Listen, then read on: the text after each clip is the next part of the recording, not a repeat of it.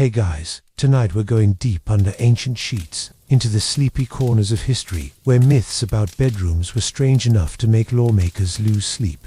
Imagine a place where just the wrong scent under your pillow could get you into actual legal trouble. Well, that place existed in Egypt, and if you thought your pillow spray was doing too much, you've got nothing on what the pharaohs were dealing with.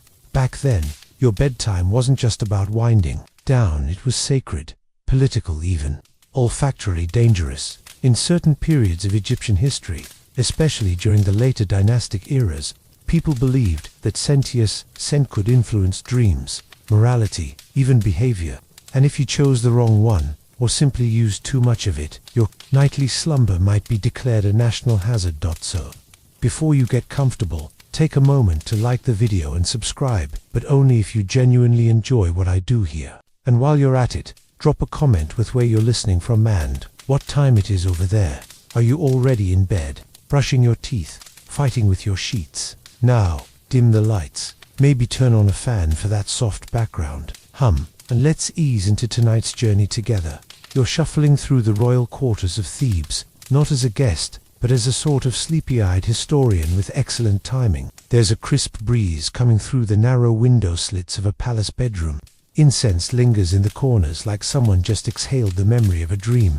You see a servant lean over a long bed with gold legs shaped like lion's paws. She places something soft and aromatic under a silk-wrapped headrest. The priest watching her doesn't look pleased, because what she's doing, placing a sachet of pressed blue lotus petals under the pharaoh's pillow, has been hotly debated by temple scribes and royal advisors. Not because it's impolite or unhygienic, no, because some believe the lotus scent invokes erotic dreams, which, depending on your role in the court, could be either a divine vision or a political scandal. You see, in the later New Kingdom period, a particular strain of myth emerged, that dreams were not merely images, but messages from the gods, or worse, tricks from chaotic forces. The gods communicated through scent. It was said, jasmine meant protection, frankincense meant judgment, blue lotus, that was a wild card. Eventually, it got to the point where the Temple of Heliopolis drafted a decree limiting which scents could be used in bedrooms after sundown.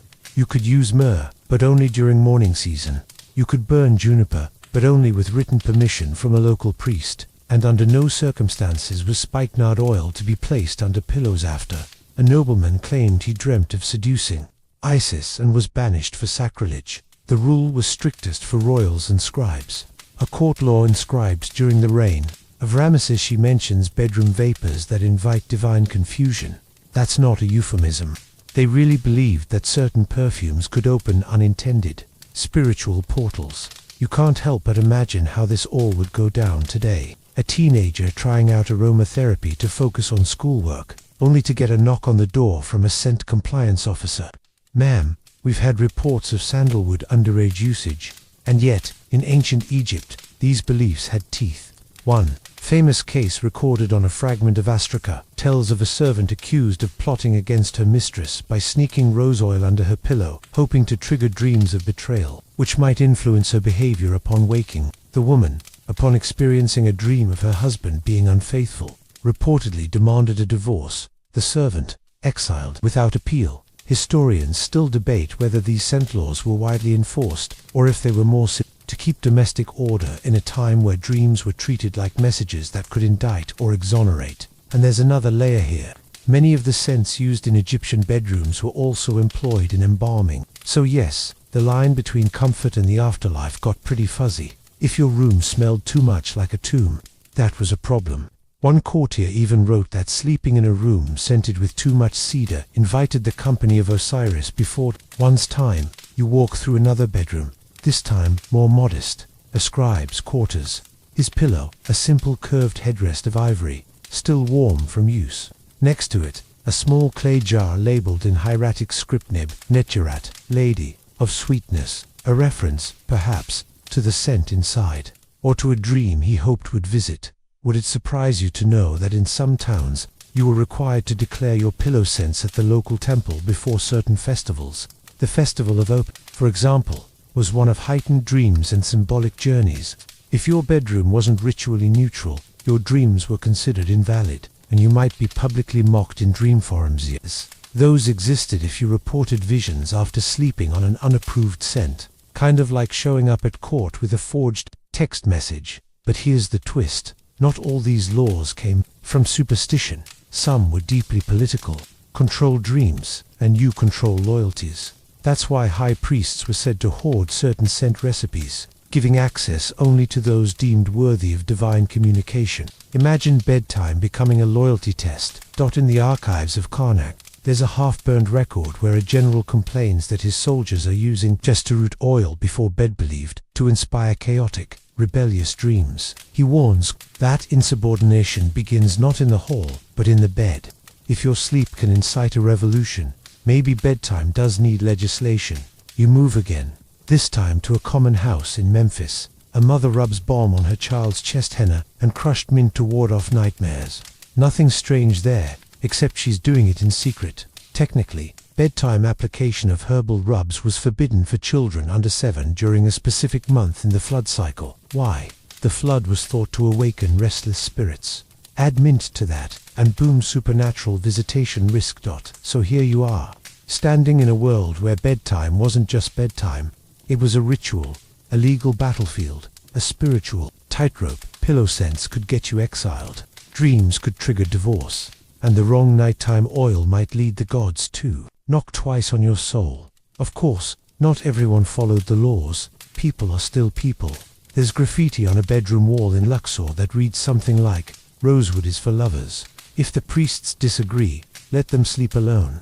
You smirk. Same energy, different millennium. But the next time you plump your pillow or mist your sheets with lavender, just remember there was once a time when such a choice could have changed your life, or at least gotten you dragged before a dream tribunal. And don't worry, we've only just begun. The next room's bed has a strange creak, and that creak, it's legally required. You step quietly toward the sound, a soft creaking, rhythmic, oddly deliberate, like an old rocking chair possessed by a very precise ghost.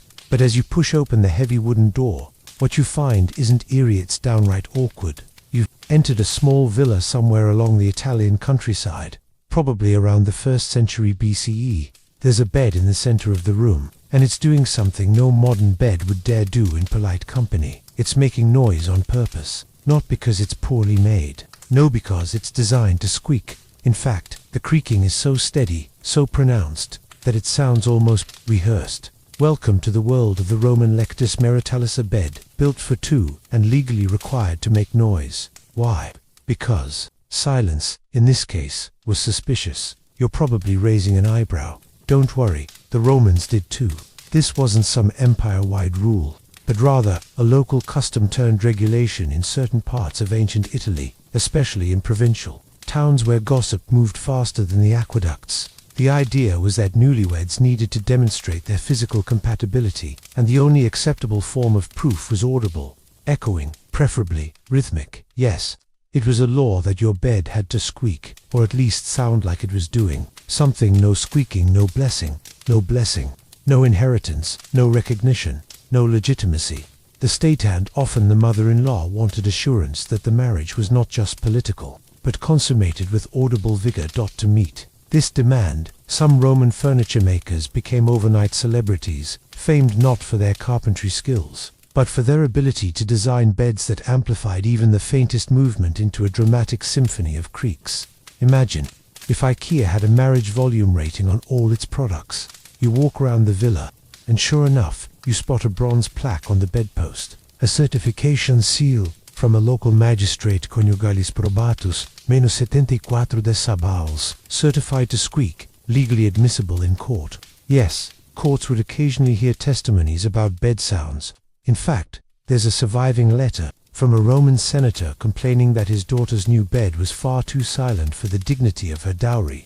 And if you think this sounds like the world's worst reality show, you're not wrong. One old folk practice involved neighbors, especially older women, standing outside the house during the wedding night, listening for sufficient evidence. If it wasn't loud enough, the couple might be called back to explain themselves at the next community gathering. Some historians argue this was less about prurience and more about ensuring social order through shared performance. In a society obsessed with legacy, lineage, and property transfer, a silent bed was a threat to stability.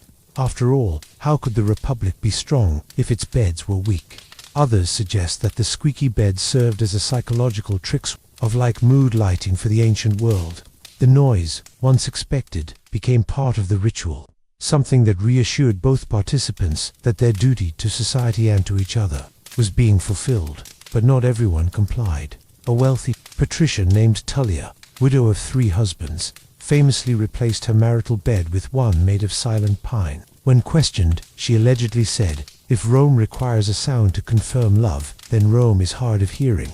The Senate didn't appreciate the sass. She was briefly exiled to a vineyard with no plumbing. You laugh softly. You're picturing some poor craftsman being sued for inadequate creaking. And guess what? That actually happened. One lawsuit from Pompeii records, a man demanding compensation because the bed he purchased for his daughter's wedding produced only a muffled whimper. These regulations weren't just social, some were legally codified. In certain city charters, like those from Capua and Brandisium, contracts for marriage ceremonies included specifications for a mattress of firm wool and slats of resonant oak. The craftsmanship mattered because sound equaled compliance, and, of course, with every law comes a loophole.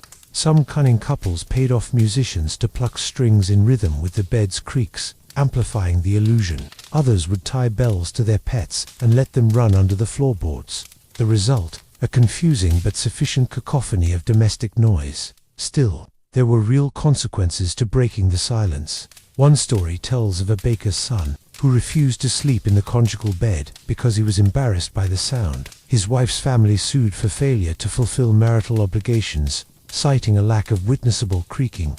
The case made it all the way to a local magistrate, who ruled against the son and sentenced him to sleep in a public guest house with a squeaky bed for 1 week. The ruling stated, "A silent marriage is as empty as an unfed oven." That's one way to say make some noise or else. Historians still debate whether these laws were enforced universally or if they were more symbolic way to control the rituals of private life for the sake of public harmony. It's possible that in wealthier cities like Rome itself, people ignored the custom, but in smaller communities, everyone heard everything, and silence wasn't golden, it was suspicious. There are whispers in old scrolls that even emperors were not exempt. Caligula, it said, had his bedroom floors designed to echo with any movement, not to comply with law, but to keep him entertained by the idea of people thinking he was complying. Classic Caligula. You sit briefly on the edge of the Roman bed. It creaks under you, even with the tiniest movement. It's not unpleasant. The sound is oddly comforting, like the floorboards of an old cabin, the kind where you can hear your own presence. And somehow, that was the point. So, next time your bed creaks, and you think, "Ugh, I need a new one," just remember, in ancient Italy, that noise might have been your civic duty, and failure to comply. Well, hope you like sleeping in the guest house next to a donkey, with castanets tied to its hooves, ready to move on. The next bedroom involves a compass, a sacred ceremony, and a map of celestial punishment. The room you're in now is unnervingly perfect. Square, silent, and slightly cool. The walls are clean but aged, made of a pale wood that smells faintly of sweet ash. There's no clutter, no scrolls, no trinkets, just a raised sleeping platform and a single low lantern flickering beside it. It feels ... balanced. Almost too balanced. You notice something strange. The head of the bed isn't facing the window, or tucked against the wall. It's angled precisely, very precisely, a degree off, and you feel like someone might burst in and scold you. You step closer, and there it is, carved directly into the floorboards in neat calligraphy. True South. Welcome to ancient China, where the position of your bed, specifically the direction it faced, was once not only a matter of personal feng shui, but a legally defined aspect of proper living, especially if you were part of the court, the scholar class, or even just lucky enough to have 2 coins and a door. And if you slept the wrong way, you weren't just wrong, you were inviting disaster. In several dynasties, most notably during the Han and Tang periods, state-sanctioned housing guidelines included explicit recommendations and, at times, enforceable expectations about bedroom orientation. South-facing beds weren't just fashionable, they were cosmic obedience. The belief was rooted in a complex web of astronomy, Taoist ritual, and a healthy dose of bureaucratic paranoia. Heaven was north, earth was south. The emperor, as the son of heaven, had to sleep facing south, toward the people he governed. If he turned the wrong way, so the logic went, the order of the universe might ripple, crops might fail, ministers might get funny ideas. You might think, okay, that's just for emperors though, right? Oh no, you're adorable. The imperial bed was just the starting point. Over time, especially as Neo-Confucianism spread and standardized household ritual, commoners were expected to mirror imperial correctness in miniature. Towns even kept records of home orientations for census purposes. In some regions, house inspectors, not unlike feng shui, consultants with legal clout, would make visits during new construction or after weddings to ensure beds were properly aligned. If not, you'd get fined, or worse, you'd be blamed. There's a scroll from the 7th century detailing a tragic house fire during the Ghost Festival. The cause, officially listed as disorder of the sleeping position, resulting in ancestral ire. One of the family members had dared to sleep with their head pointing west. West, of course, being the direction of death. You lean over the bed and run your fingers across the thin mattress. It's straw-stuffed with linen that's been mended so many times it feels like gauze. And yet the bed feels deliberate, sacred, like a prayer you lie down in. Some documents from the Tang era describe special compasses embedded into beds for nobility, spinning brass needles that pointed not to magnetic north, but to what scholars called the sagely axis. It wasn't just about geography, it was about morality. Sleep wrong, and you'd wake spiritually crooked, of course. Not everyone took this seriously. Some rebellious poets and wandering monks were known to sleep whichever way they liked, proudly declaring their dreams were better for it. The famous Taoist, eccentric Yuan was once quoted, "The stars won't curse me if I snore in their direction." He also slept in a hammock strung between two trees and once fell out of it trying to chase a dream fox. So take his wisdom with a pinch of roasted lotus seed. Still, the laws were there. A Tang dynasty edict once banned north-facing beds in newly constructed houses inside Chang'an's scholar district, calling them confusion to ritual continuity. The city's inspectors issued notices with polite phrasing like, "Your dreams may disturb the flow of virtue." You pause. That's a real power move. Imagine your landlord saying, "We're raising your rent because your sleep posture is a threat to society." But the laws weren't just theoretical. In some high-profile cases, bed orientation was cited in criminal trials. One nobleman accused of tax fraud defended himself by presenting sketches of his meticulously sleeping chamber. His argument, "No man who sleeps correctly dreams of treason." Needless to say, it didn't work, but points for creativity. One of the more mysterious examples is found in a cryptic manual called the Book of Night Arrangements. It's a collection of rules for the regulated household used by mid-ranking officials during the Northern Song dynasty.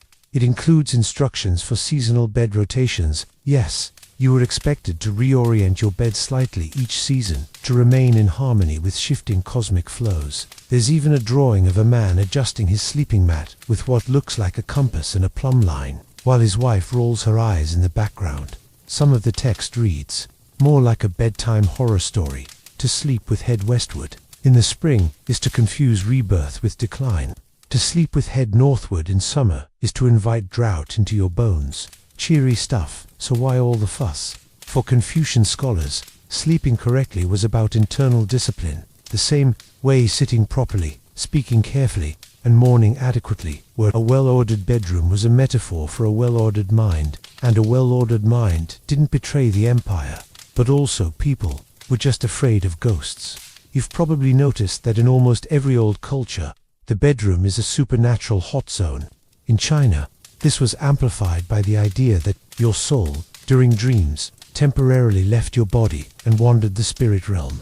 If your head pointed the wrong way, your soul might get lost. Or worse, it might come back with company. Some laws even addressed this. In regions of Yunnan and Sichuan, seasonal bans were placed on certain orientations during festivals honoring the dead. One record from the 11th century reads, "All beds shall face sunrise from the 6th day of ghost month onward, lest confusion open the threshold to misstep." Misstep, in this case, was polite code for haunted for the rest of your life. You exhale, lying down for a moment in this austere bed. It's quiet, still. The lantern flickers above you, casting a long vertical shadow on the southern wall. like the needle of a cosmic compass watching over you. You wonder if your dreams would be different here. Would they feel straighter, sharper, like walking down a perfectly measured hallway lined with ancestral approval? Maybe. Or maybe you'd just wake up feeling like you had done something proper, even in your sleep. But don't doze off just yet. The next place you're headed has no pillows, no gods, and a very clear rule: never bring a statue into bed unless you're ready for a legal trial about seduction. You brush past a thick velvet curtain more decorative than private, and step into a room that feels far too crowded for only one occupant. The bed is small, stone-framed. There's a carved headboard with tiny figures etched into it, some of them cheerful, some stern, others oddly flirtatious. Beside the bed, a wooden nightstand holds a bowl of half-burned incense and what looks like a small idol, made of ivory or bone. It's wearing a faint smile, and, disturbingly, it's looking directly at the pillow. You take a cautious step back, because, in this part of the ancient world-a-thons, 5th century BC, the line between prayer and intimacy got blurry fast, and so did the laws tonight. You're about to uncover one of the most quietly awkward chapters of legal history. The prohibition against sleeping in the same bed with a god. Yes, really, not metaphorically. Literally, no idols in bed, no statues under the covers, even if they're tiny, especially if they're tiny. You've heard of rules against certain clothes in bed, maybe rules about animals or food, but statues, the Greeks weren't messing around. In a culture where gods were everywhere, in your wine, in your market stalls, in your bathwater, people drew a very firm line when it came to bringing the divine into their sleeping quarters. And why? Because of a series of messy incidents involving statues, visions, and some very confused legal interpretations of divine visitation. The most famous case retold in hushed tones in surviving plays and courtroom transcripts was that of Callistrate, a wealthy widow from Attica. She kept a small statue of Eros, the god of desire, on her bedside table. After a series of vivid dreams that left her flushed and speechless, she began publicly referring to Eros as her lover. It would have been considered a charming eccentricity, except that she also refused a marriage proposal from a prominent judge, claiming she was already committed in divine affection. The judge, naturally, did not take this well. Soon after, a new clause appeared in the city's domestic law codes, discouraging the inappropriate placement of sacred effigies in the sleeping quarters of the unwed. The clause was vague, but the implication was clear: don't take your gods to bed. The law wasn't about piety. It was about limiting claims of divine union, which could disrupt marriage alliances, inheritance laws, and crucially political loyalty. Because if someone said a god told them something in bed, who could argue? The Athenians took dreams seriously. There were temples like the famous Asclepion at Epidaurus where people would sleep overnight, hoping for healing visions. But those were supervised, ritualized. You were watched, recorded. No sneaking an idol under the blanket at home. That was a different story. Bedroom statues were considered risky, because dreams weren't just dreams, they were political documents. If a noble claimed that Athena herself whispered advice into his ear during sleep, he could sway decisions in the ecclesia, or win sympathy in court. So the law evolved. No statues in bed, no idols on pillows. And if you must keep one in your sleeping chamber, it had to be placed at least 3 cubits away from where you lay your head. Some houses even had little wooden platforms, like miniature altars, bolted to the walls, specifically for divine figures. No lounging allowed. And the penalties, surprisingly real. In one lesser-known trial, a woman named Dione was brought to court because she kept a statuette of Artemis beneath her mattress for safety. A maid found it and reported that Dione claimed Artemis had given her permission to disobey her father's will. The jury fined her 2 talents and banned her from hosting temple guests for a year. The court's written decision included the line, "The gods are not for private cradling. You have to admire the poetry." But it wasn't just Athens.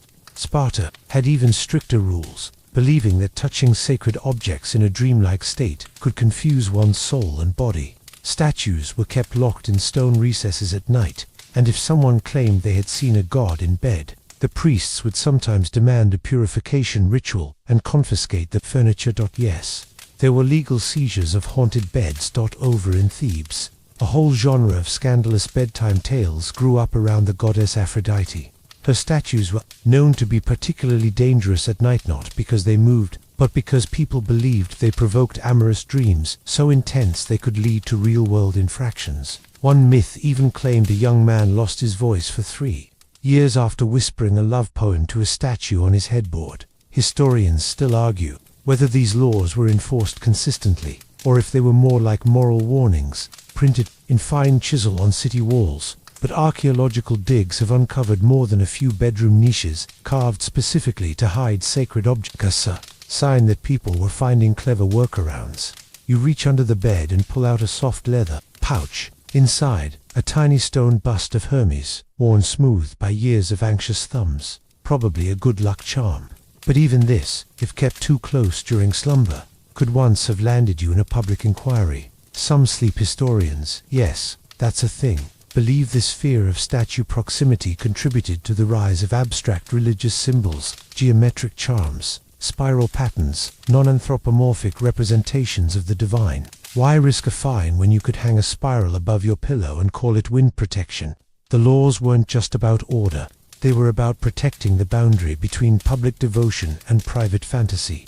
Because the moment someone claimed a god had blessed or worse, seduced them in sleep, the legal system had no playbook, so they did what any society does when it's afraid of ambiguity. They wrote rules, weird ones, and they carved them in stone. Just like the statues they didn't want anywhere near your bed. You glance again at the ivory idol on the nightstand. Its smile now feels less serene, more smug. Better leave it where it is. But don't worry, we're moving on. The next bed. It's not about statues or gods. It's about which side you're allowed to lie on unless you want to be accused of offending the sun itself. You find yourself in a dim, arid chamber. The floor is packed earth. The air carries the heavy smell of oil lamps and burnt barley. Outside, the wind shifts the silence with a low whistle, like the desert whispering something you're not meant to hear. In the center of the room is a wide mat of woven reeds, firm but welcoming. A patterned wool blanket lies folded at the foot. There's no headboard, no pillow, just a single thin cushion. You walk around the mat, noticing something strange. It's slightly tilted, one edge raised on a stack of stones. Intentional, precise. You look closer. There's an inscription, scratched faintly into one of the stones beneath the mat. It reads, "To lie on the left is to lie against the sun. Welcome to ancient Mesopotamia, where even sleep had a politics of posture." And if you thought the direction your bed faced was strict, wait until you meet the law about which side of your body you were allowed to sleep on. Yes, really.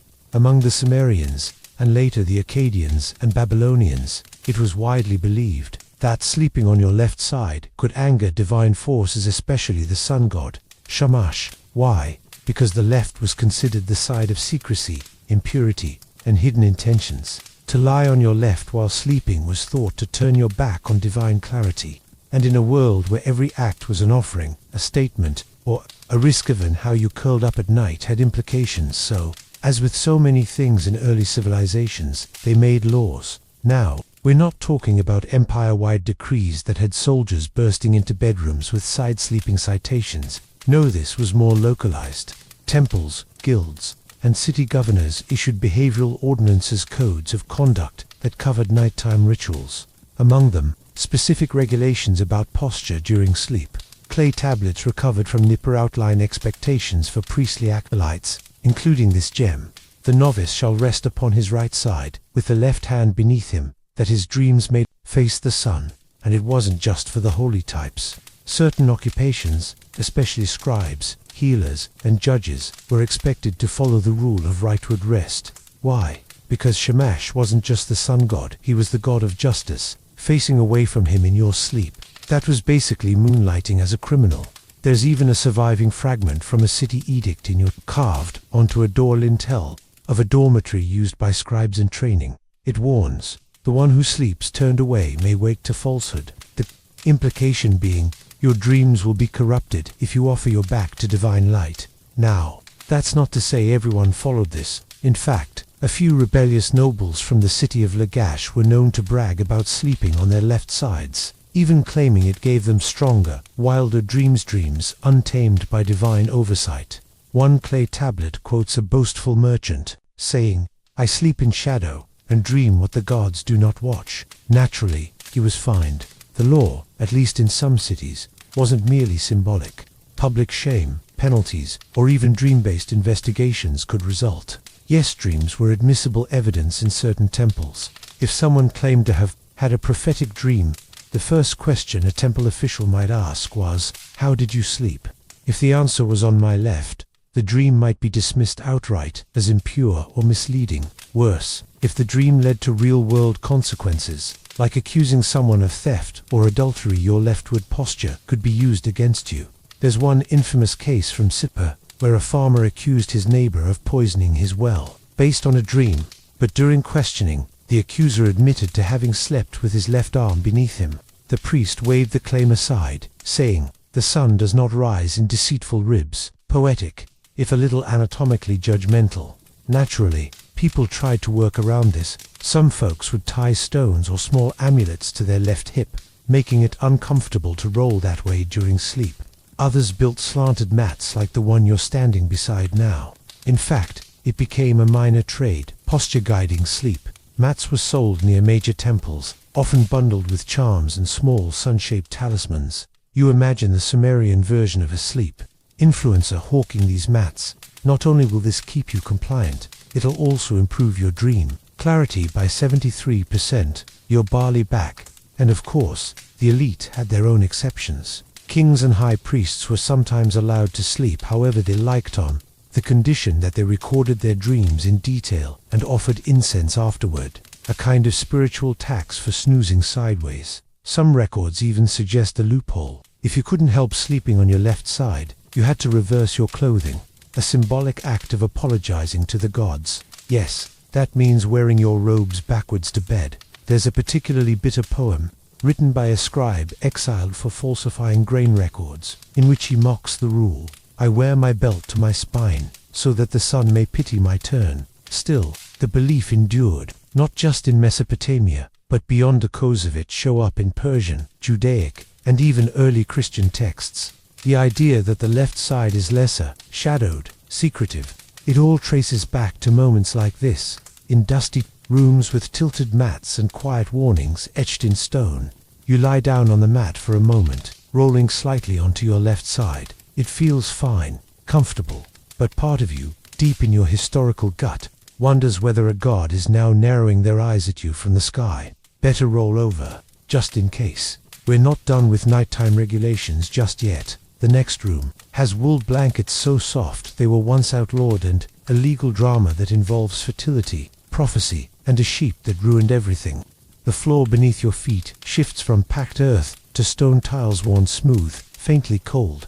You've wandered far from the dry corners of Mesopotamia, and the air now feels damper, richer, tinged with the smell of damp wool and candle smoke. You're inside a stone monastery somewhere in early medieval Central Europe, likely in the Alpine region.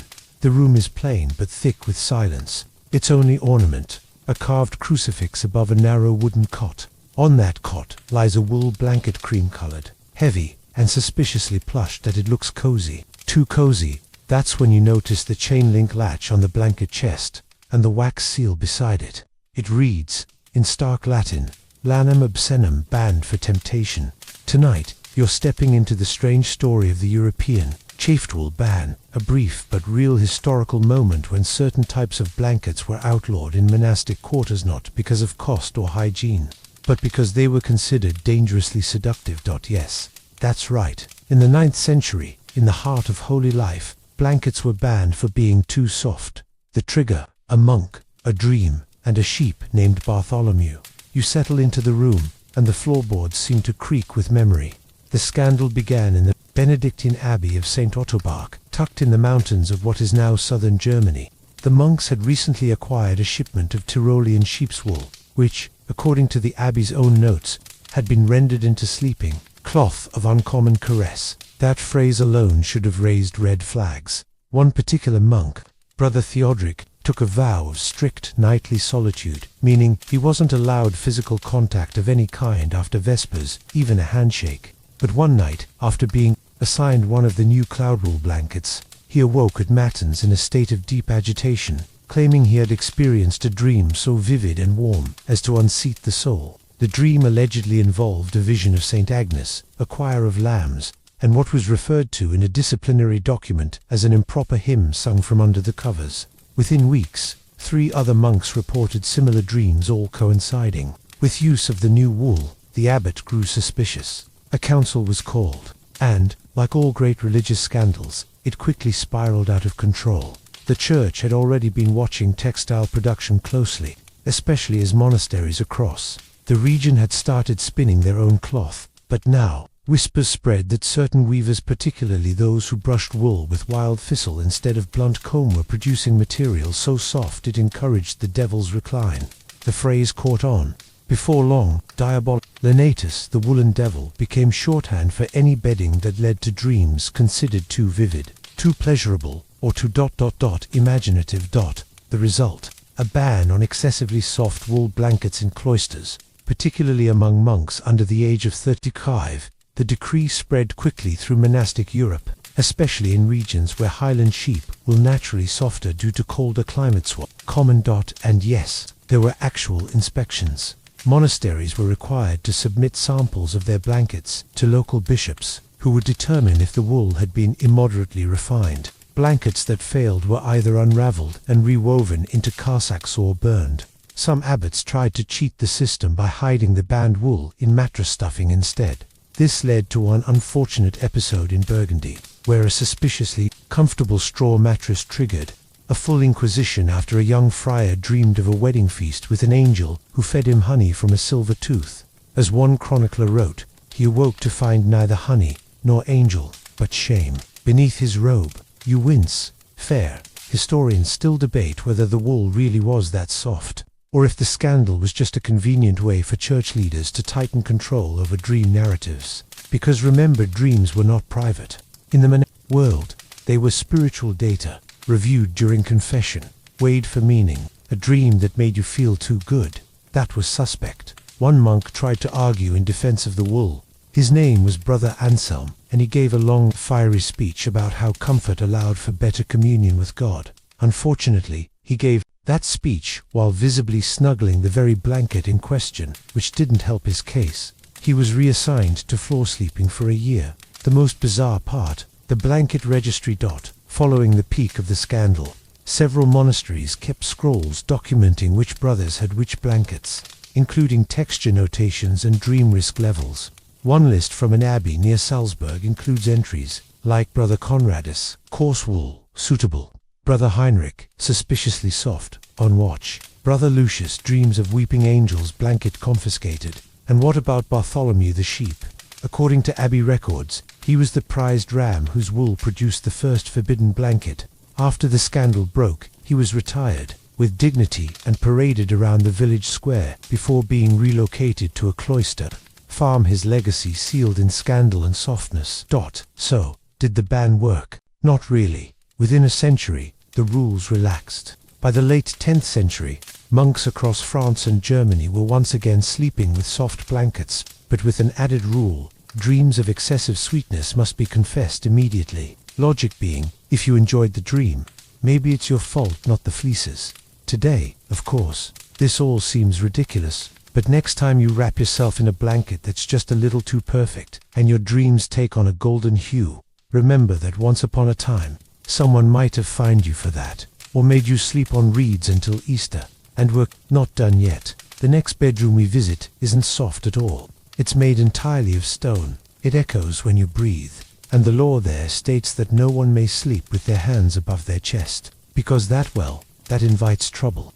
You enter a chamber so silent it feels like it's holding its breath. The walls are carved stone, damp in the corners, stained with time. There's no fire burning, no cushions, just a rectangular stone slab with a folded mat of linen atop it. And on that slab, carved deep into the surface, are 2 perfect hand-shaped depressions, each positioned at the sides, palms down, arms straight. You place your own hands into them out of instinct, and as you do, a chill creeps up your arms, not from the cold stone, but from the memory embedded in it, etched into silence. Hands must never rest on the chest during sleep. Welcome to ancient Egypt, where for centuries, both spiritual tradition and civil law forbade certain postures. During sleep, and one of the most dangerous, most debated, most forbidden of all, was sleeping with your arms crossed over your chest. Why? Because that position was reserved for the dead.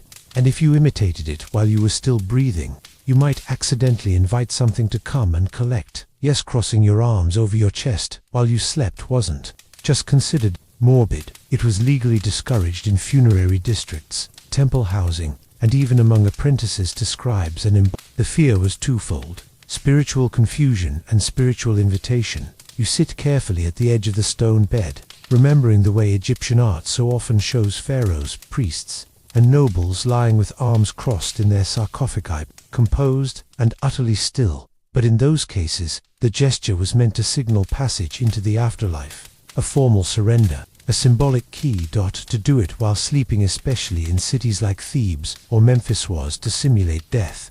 And if you believe the papyri, and some judges certainly did, that kind of invitation could be accepted. Let's go back a few thousand years. Under the Middle Kingdom, as funerary practices expanded and the cult of Osiris took hold, death wasn't feared as much as it was formalized. You didn't just die, you transitioned, and the rules for transition were many. One of them: never blur the line between death and sleep.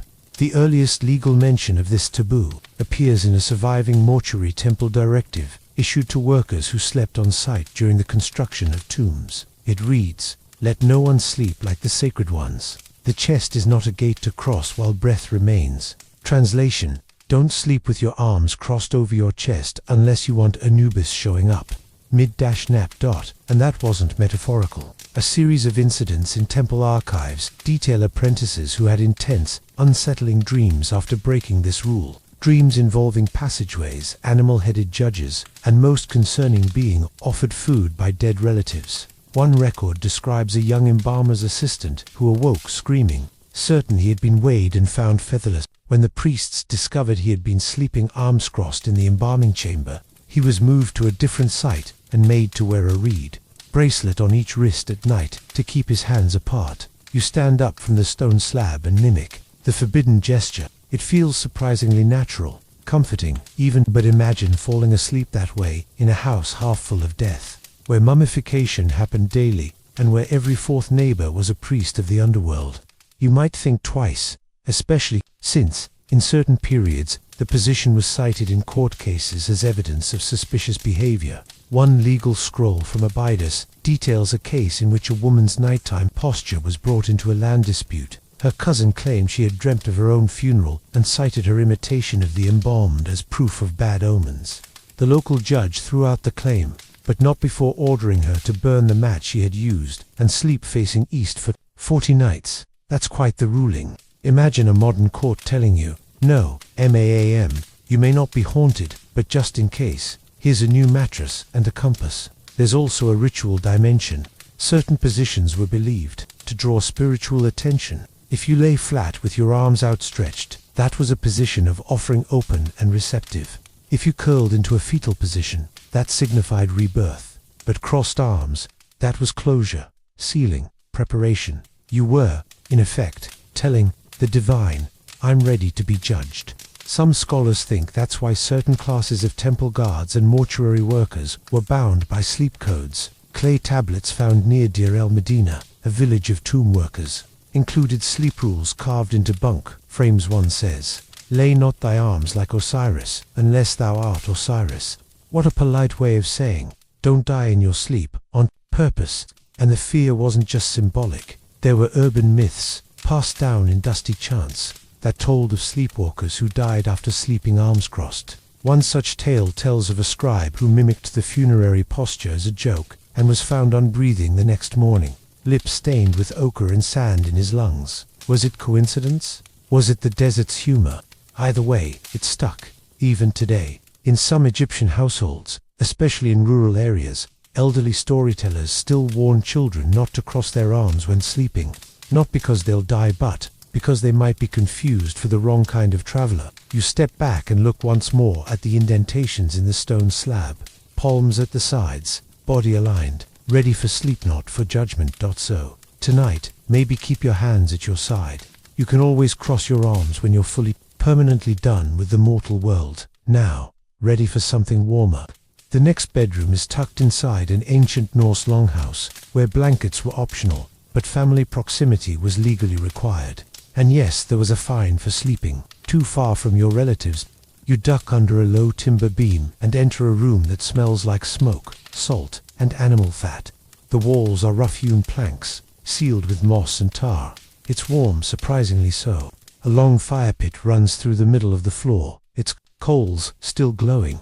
All around the edges of the room are low platforms, covered in wool, furs, and woven blankets.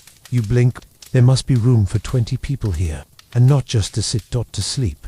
Welcome to a Norse longhouse. Somewhere around the 9th century CE, you've just walked into a legal land cultural space where privacy was not just rare, it was suspicious. In this world, sleep wasn't solitary. It was communal, strategic, and required by law to be shared. And yes, there were actual fines for sleeping too far away from your kin. You step closer to one of the beds. It's not a bed like we'd imagine, a single frame for a single person. Instead, it's more like a broad sleeping bench, a platform wide enough for several people to lie shoulder to shoulder. There are personal items tucked into nooks above the bed, but there's no curtain, no walls, no boundaries. In early Norse society, especially among the farming class and coastal settlers, sleep was a family matter, and not in the sweet, cuddly sense. Sleeping clothes was a form of insurance, a sign of loyalty, a marker of your place in the household. And to stray from your spot in the bed hierarchy, that could lead to suspicion or legal trouble. The custom was so important that some regional law codes, like those found in the Gulathing law of Western Norway, included clauses about legal proximity during rest. The idea was simple. If you belonged to a household, especially if you were of working or marriageable age, you were expected to sleep in the communal bed space unless excused by duty, illness, or legal sanction. One clause literally reads, "If a man removes himself from the warmth of kin without the leave of the householder, let him be fined a half mark, for he sets distance between himself and honor." That's a poetic way of saying, don't be weird and go sleep by yourself. The sleeping arrangements were practical.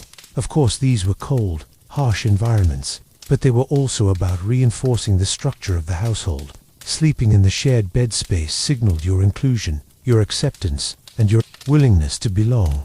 People were often assigned their sleeping spots by status or role, the elder at one end, unmarried adults nearby, children tucked between. The closer you were to the fire or the head of the platform, the more trusted you were. And if someone tried to move or isolate themselves, it raised questions about loyalty, about secret relationships, about whether they were planning to leave the household altogether. One saga tells of a farmhand who slept with his back to the others, facing the wall for 3 nights straight. The 4th morning, the head of the household dragged him outside and demanded to know whether he had pledged himself to another chieftain in secret. The man hadn't. He just had a sore shoulder. He still got reassigned to sleeping by the door. Privacy in Norse sleep culture was for people with something to hide, and distance was dangerous. Not just physically, it made people question your alliances. There's even a curious legal precedent recorded in the EDX evading law of Eastern Norway, where a woman was granted a temporary annulment from her husband because he began sleeping at the foot of the hall rather than beside her. She claimed it was a silent divorce. The judge agreed. He was ordered to return to his shared spot or relinquish his claim to the household. Cattle. You glance again at the layered furs on the bed platform, soft, heavy, still holding the heat of bodies long gone. You try to imagine falling asleep here, shoulder to shoulder with 5 others, listening to them breathe, mutter, shift. Privacy didn't exist, but neither did loneliness. And here's the kicker. If someone died in the night, you were legally obligated to stay in place until the householder confirmed the cause.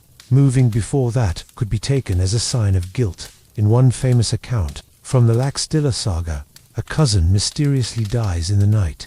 The man sleeping next to him is accused not because of any weapon or wound, but because he shifted too far toward the fire before sunrise. That kind of movement, in a world of communal sleeping, was like leaving the crime scene early.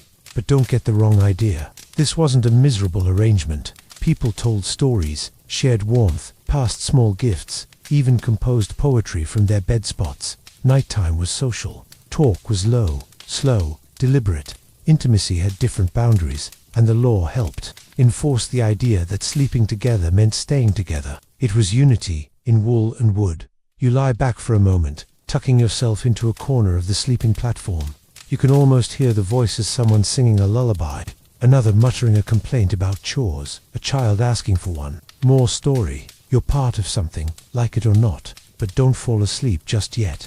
The next room is stranger still, a desert tent, where you must not dream of certain colors, because in ancient Arabia, dreaming in forbidden hues could get you summoned by a judge. The wind changes. The scent of salt and wool fades, replaced by something sharper: dates, myrrh, and scorched sand. You push aside a layered curtain and step into a Bedouin tent, the fabric above you rippling like a sail in the heat. Inside, it's dim but golden sunlight filters through the tightly woven goat hair. The floor is covered with rugs, layered like pages in a book, and everywhere. Color, scarves in ochre and crimson, trinkets painted turquoise. A soft yellow lamp glows like a melon sliced open at dusk. But what catches your eye is a faded parchment, hung above a rolled mat, its border marked in black ink. The script reads, "Speak not of violet in your sleep." You blink, because tonight's law is as strange as it is beautiful. Welcome to 7th century Arabia, where in certain communities, dreams were monitored not just for content but for color. Yes, you've now reached the realm of color-coded dream laws, where the shade of what you saw while sleeping could spark public consequences. In this desert world tribal oral, mystical dreams weren't only messages from God, they were evidence, portals, warnings, and the colors that appeared in them. Those had names, rules, even, in some places, legal weight. You settle into a corner of the tent and let the breeze brush over your neck. The history here is stitched from prophecy and poetry. The early Islamic world, especially during the Rashidun Caliphate, saw a flowering of dream interpretation. And while the Quran itself treats dreams with respect, think of Joseph interpreting visions in Egypt. By the 600s, 700s, whole schools of dream law were developing, blending religious thought with tribal codes, folklore, and sheer social anxiety. Here's where it gets strange. Among some early Arab tribes and mystic sects, especially those near the Hijaz region, dreams were catalogued not just for meaning, but for visual tone. And 3 colors, in particular, were viewed with caution. Violet, purple, associated with forbidden passion or concealed heresy. Greenish gold, a divine omen, only claimable by the most pious. Ash blue, a color of deception said to signal a false vision, or a test sent by jinn. Of course, most people dreamed in shadows and half-forms. But if you claimed to see one of these colors vividly, and especially if you had told someone about it, you could be questioned by elders, scribes, or even a local judge. There's a recorded case from Basra, in which a merchant claimed to dream of a vast purple river flowing uphill. He told the dream publicly, during a morning prayer circle. By nightfall, he was summoned by a local imam, and asked whether he had read esoteric texts or received guidance outside the accepted school of interpretation. His punishment, not jail, but silence. He was ordered not to speak of any dreams for 40 nights, and to wear only grey during sleep. That part, backed by actual community law. Because here's the thing, sleeping attire mattered. In some desert towns, what you wore to bed was believed to affect what you dreamed, and if someone dreamt in suspicious colors while wearing royal tones like purple or saffron, they could be accused of inviting forbidden visions. Imagine getting fined for having a vivid dream in the wrong pajamas, and people worked around it. Some communities, especially near Medina, practiced pre-sleep incantations to purify the palate of the soul before rest. One chant, still preserved in early Islamic mystic poetry, goes, "Let me dream in sand and sky, and not in dyes the devil buys." Beautiful, but ominous. The scholars weren't united on this. Some, especially those influenced by Persian dream interpretation, argued that colors simply reflected emotion, not spiritual rank. But others believed color dreams were not natural at all, that they came from an outside force, a test, a trick, a sign that someone had stepped too far into the world of visions, and not far enough into prayer. One mystic teacher, known only as Saul the Sleeper, wrote that if a child dreamed in violet more than once before puberty, the family should cleanse the tent with burnt palm and recite the second surah until the dawn wind turns. That's commitment. That's bedtime with consequences. And yes, judges got involved. In the oasis town of Tamar, records from the early 8th century describe a temporary court devoted entirely to false dream cases. If someone's vision caused unrest, say, predicting a flood, a betrayal, or a rise to power, and that vision had banned color, the court could rule the dream null, dangerous, or punishable. One infamous ruling involved a widow who claimed a dream of a green falcon landing on the black stone in Mecca. Her neighbors believed it signaled the return of a messianic figure. Riots began. The judge intervened and declared the dream painted by rebellion. The widow was relocated, and falcon imagery was banned in local embroidery for a year. And yet, not all these stories ended in repression. There's a famous tale of a young boy named Yusuf of the Wells, not the prophet Joseph, but named in his honor, who dreamed of a purple tree whose roots hummed with music. Rather than punishment, he was sent to study with dream scholars in Damascus, where he became one of the youngest respected interpreters of his age. His interpretation of violet, a color of hidden mercy, but only if it speaks with kindness. You lie back on the rugs and close your eyes. Just for a moment, you wonder, if you dreamed tonight in color, would you say it aloud? Or would you keep the vision to yourself, wrapped tight in silence, like the inside of a fig? In any case, best not to wear purple tonight. Next, we're heading farther east where a forbidden scent in your sleep could mean exile. Yes, in Tang Dynasty China, certain perfumes were banned, not for waking use, but for what they did to your dreams. A breeze of jasmine threads its way past your shoulder, light as breath, sharp as memory. You've stepped into a different world, now Tang Dynasty China, sometime around the 8th century CE. The walls around you are painted silk, soft and faintly glowing, lit from behind by oil lamps in shades of orange and green. You sit at the edge of a lacquered bed platform, above which hangs a carved wooden sign that reads, "No dream shall carry the scent of ambergris. You pause. Tonight, we explore one of the strangest and most poetically enforced laws of the Tang court. The forbidden dream perfumes. Yes, in this golden age of Chinese art, literature, and philosophy, certain fragrances were outlawed, not because they were toxic, but because they were said to cause untrustworthy dreams.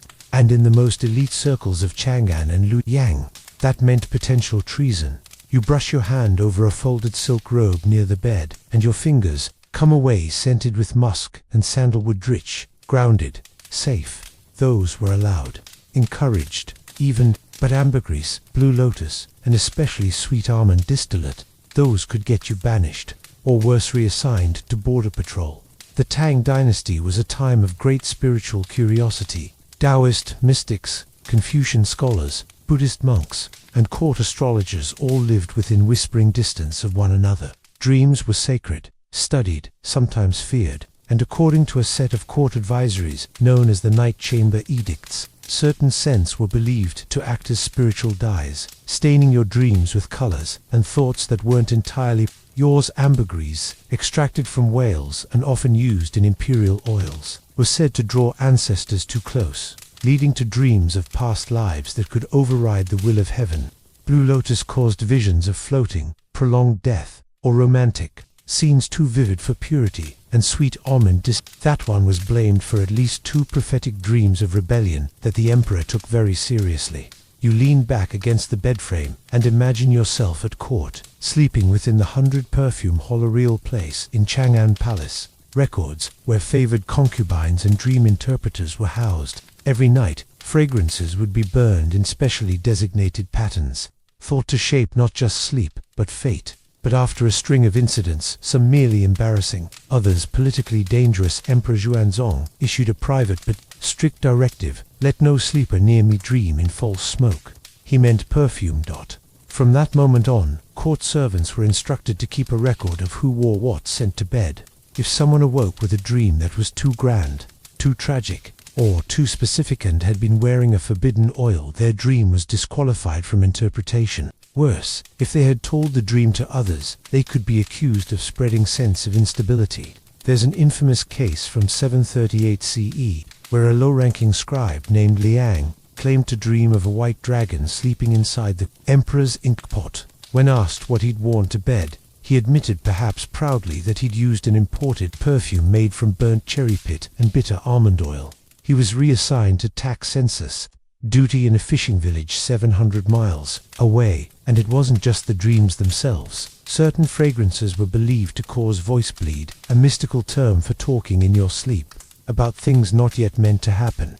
According to Taoist interpreters, if someone uttered a future event while dreaming under a banned perfume, they were borrowing speech from beyond their time, which was deeply illegal. So the government did what governments do best. They documented, regulated, and occasionally panicked. A list of safe scents for state sleepers was published and distributed to members of the Bureau of Night Offerings, a real department. This included agarwood, safe camphor, safe but drying osmanthus, only during full moons, frankincense restricted to temples, ambergris band, completely blue lotus band during political appointments, sweet almond band always, regardless of how nice it smells. One concubine, Lady Wei, was reportedly demoted, not for sedition, but for dreaming of herself on the dragon throne while wearing blue lotus oil. Her official crime, perfumed ambition. Of course, not everyone obeyed. Black market sleep oils were smuggled into Chang'an in secret vials hidden among medicinal powders. Certain poetesses, especially those outside the capital, embraced the banned perfumes, even composing odes to the dreams they sparked. One rogue verse goes, "If a scent may lift the veil, let me be guilty every night." But in the palace, the rules were strict. Some sleepers took to binding their wrists with vinegar-soaked silk, dulling the scent of any oils applied earlier. Others went scentless altogether, trusting the purity of sweat and wood smoke.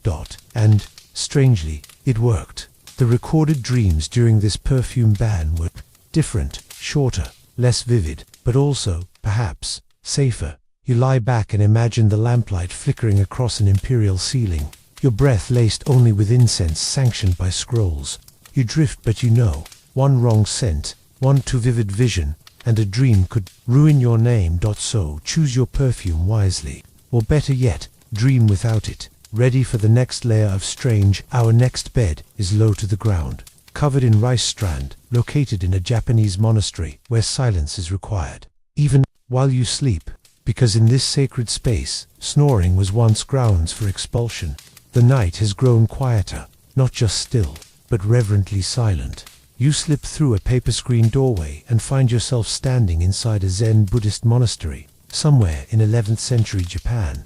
The room is clean, spare, and cool. The floor is layered with tatami mats, no cushions, no blankets, just a simple straw pillow and a folded robe placed with deliberate care.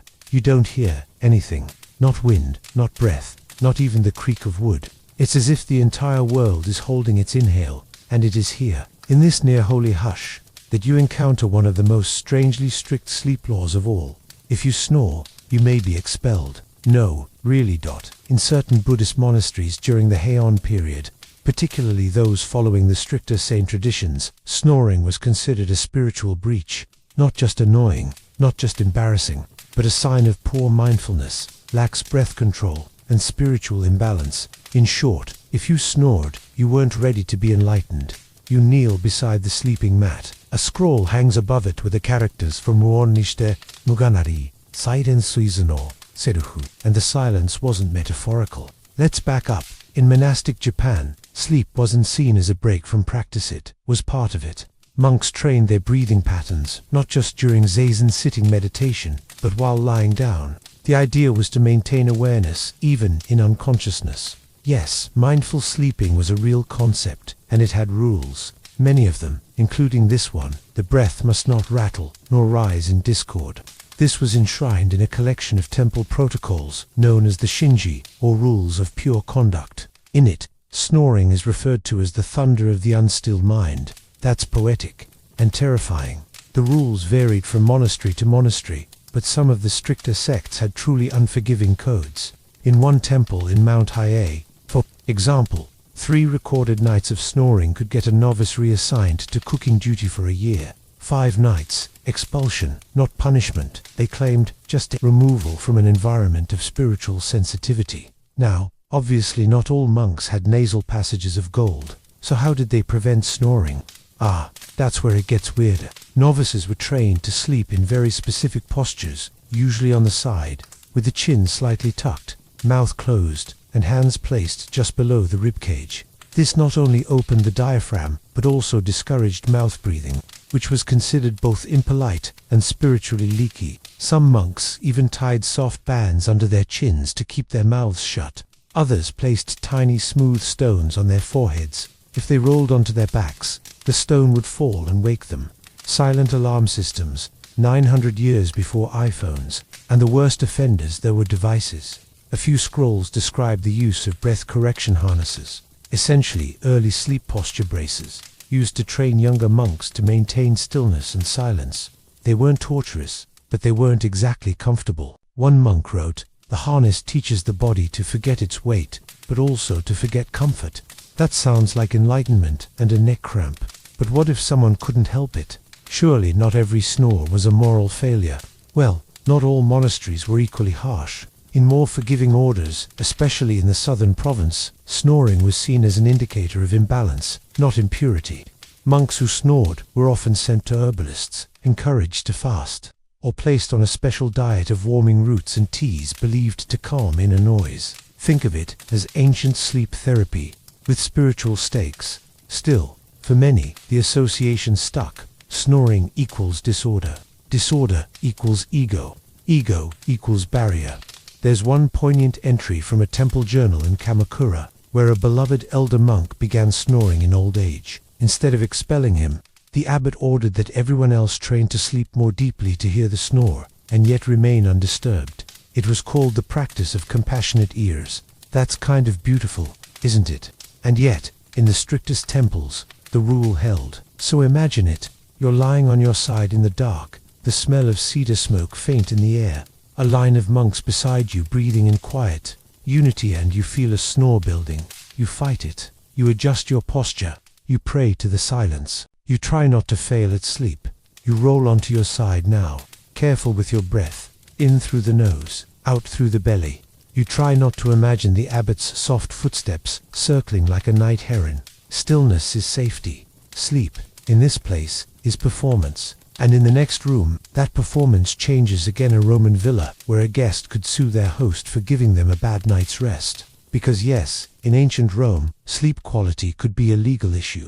You open a heavy wooden door, and suddenly everything smells of rosemary, wine, and freshly scraped marble. You've entered a Roman villa, opulent and orderly, somewhere in the late 1st century CE. The walls are frescoed with hunting scenes. The mosaic floor beneath you depicts a dolphin leaping from stylized waves. You can hear the faint bubbling of a fountain in the atrium, and from deeper inside the house snoring, loud, enthusiastic, victorious, snoring. And yet, in this civilization of senators, slaves, and scented oil, sleep was a matter not just of rest, but of legal accountability. Tonight, we visit a place where sleep was taken seriously enough that it could lead to lawsuits. Yes. Welcome to ancient Rome, where you could literally sue your host if their guest room gave you a poor night's sleep, and they could sue you back if your snores offended their evening. Let's begin in the triclinium, formal dining room, where much of this drama began. Roman culture prized hospitality hospitalitas, especially for high-ranking guests, poets, or visiting clients. If a host offered you a room, it wasn't just a favor, it was a performance of status and dignity. And if you accepted, you were stepping into a relationship bound by legal expectations and social contracts. So if you woke up with flea bites, a crick in your neck, and a sheep braying under your window at dawn, you had options. Legal ones. Roman law included a principle called commodatum, which governed the lending of property. While usually applied to objects or money, it also extended to guest accommodations. Under this principle, if a host offered you a room that turned out to be defectively maintained, and you suffered physical or reputational harm, you could bring a case before a magistrate.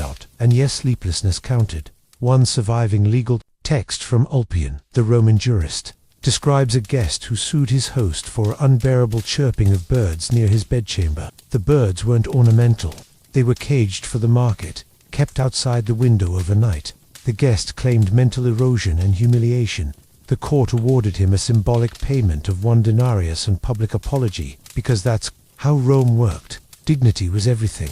Another case, cited in the Digest of Justinian, involves a senator's son who snored so thunderously that the man sharing a wall with him, a Greek diplomat, demanded restitution. His claim, "The sound violated the quiet of my assigned retreat, and thus my dreams were desecrated." He won. The young man's family paid for a double-thick wall to be installed, but it wasn't just guest rights. Roman law also protected hosts particularly from guests who disrupted the nighttime peace. In a villa like this, rooms were clustered around central courtyards. That meant one loud sleeper, a coughing insomniac, or a person with indecorous nighttime habits could affect the whole household. Hosts had legal precedent to remove or fine guests who failed to observe proper nocturnal decorum. One surviving satire from Petronius tells of a poet who was banned from a villa after eating boiled cabbage and reciting verses in his sleep. The host left a note on his door that read, "If you must suffer, let it be alone." Harsh. But even without lawsuits, there was etiquette, a whole culture of sleep politeness. Guests were expected to bathe before bed, or at least wipe their feet. Avoid late-night conversation with servants. Not open windows after dark to prevent night spirits, dust, or political eavesdropping. Absolutely never walk around barefoot. If your sandals slapped the floor in the night, it was considered tactless. And let's talk about beds. Roman guest beds weren't all equal. Some were stuffed with wool, others with straw, and the wealthiest featured imported goose down. A clever host would assign sleeping arrangements to reflect status, but a foolish host, who assigned a senator to a lumpy mat, could find themselves gossiped about in the forum. In fact, bad hosting was such a serious concern that Cicero himself once wrote that a single poor guest experience could destroy a man's reputation in court. That's dramatic, but also very Roman, and in some cases, sleep wasn't just about physical comfort, it was about dreams. Roman priests and augurs paid close attention to the dreams of nobles, especially those visiting temples or ancestral homes. If a guest had a prophetic or scandalous dream while sleeping in a poorly maintained guest room, the host could be accused of inhibiting divine messages. One emperor, Tiberius, is said to have dismissed a regional governor because the man's guest bed creaked so loudly it interrupted a vision Tiberius had of Jupiter. The governor's defense: "It was old wood." Tiberius' response: "So are you." The man retired shortly thereafter. But perhaps the most bizarre legal sleep incident comes from a letter by Pliny the Younger, who describes a dinner guest suing his host for leaving out cheese, not because he was lactose-sensitive, but because the host had served it to others, and the plaintiff believed a night without cheese led to weakened dreams. No official records of the verdict survive, but honestly, it's Rome. There's a decent chance the magistrate took it seriously. You stand now in the threshold of the villa's guest wing. The beds are neat, the shutters are closed, everything is just so. But if you were staying here and something buzzed, creaked, or smelled wrong tonight, well, you'd have options. You'd have recourse. You'd have scrolls and indignation. But don't relax just yet, because next, you're heading to a Mughal palace, where sleeping through certain hours of the night was considered lazy and, yes, criminal. In this world, if you didn't wake up at midnight to pray, reflect, or write poetry, the emperor might personally shame you. The marble beneath your feet is warm not from sunlight, but from the slow release of heat absorbed during the day. You've entered a Mughal palace, somewhere in northern India, around the early 17th century. The air is thick with rosewater and sandalwood. A single minaret-shaped lamp glows in the corner, and on the far wall, embroidered in gold thread, a silk banner reads, "Those who sleep through midnight, sleep through greatness." You glance at the low bed platform in the room's center. Cushions, silk sheets, a carved ebony headboard shaped like an open lotus.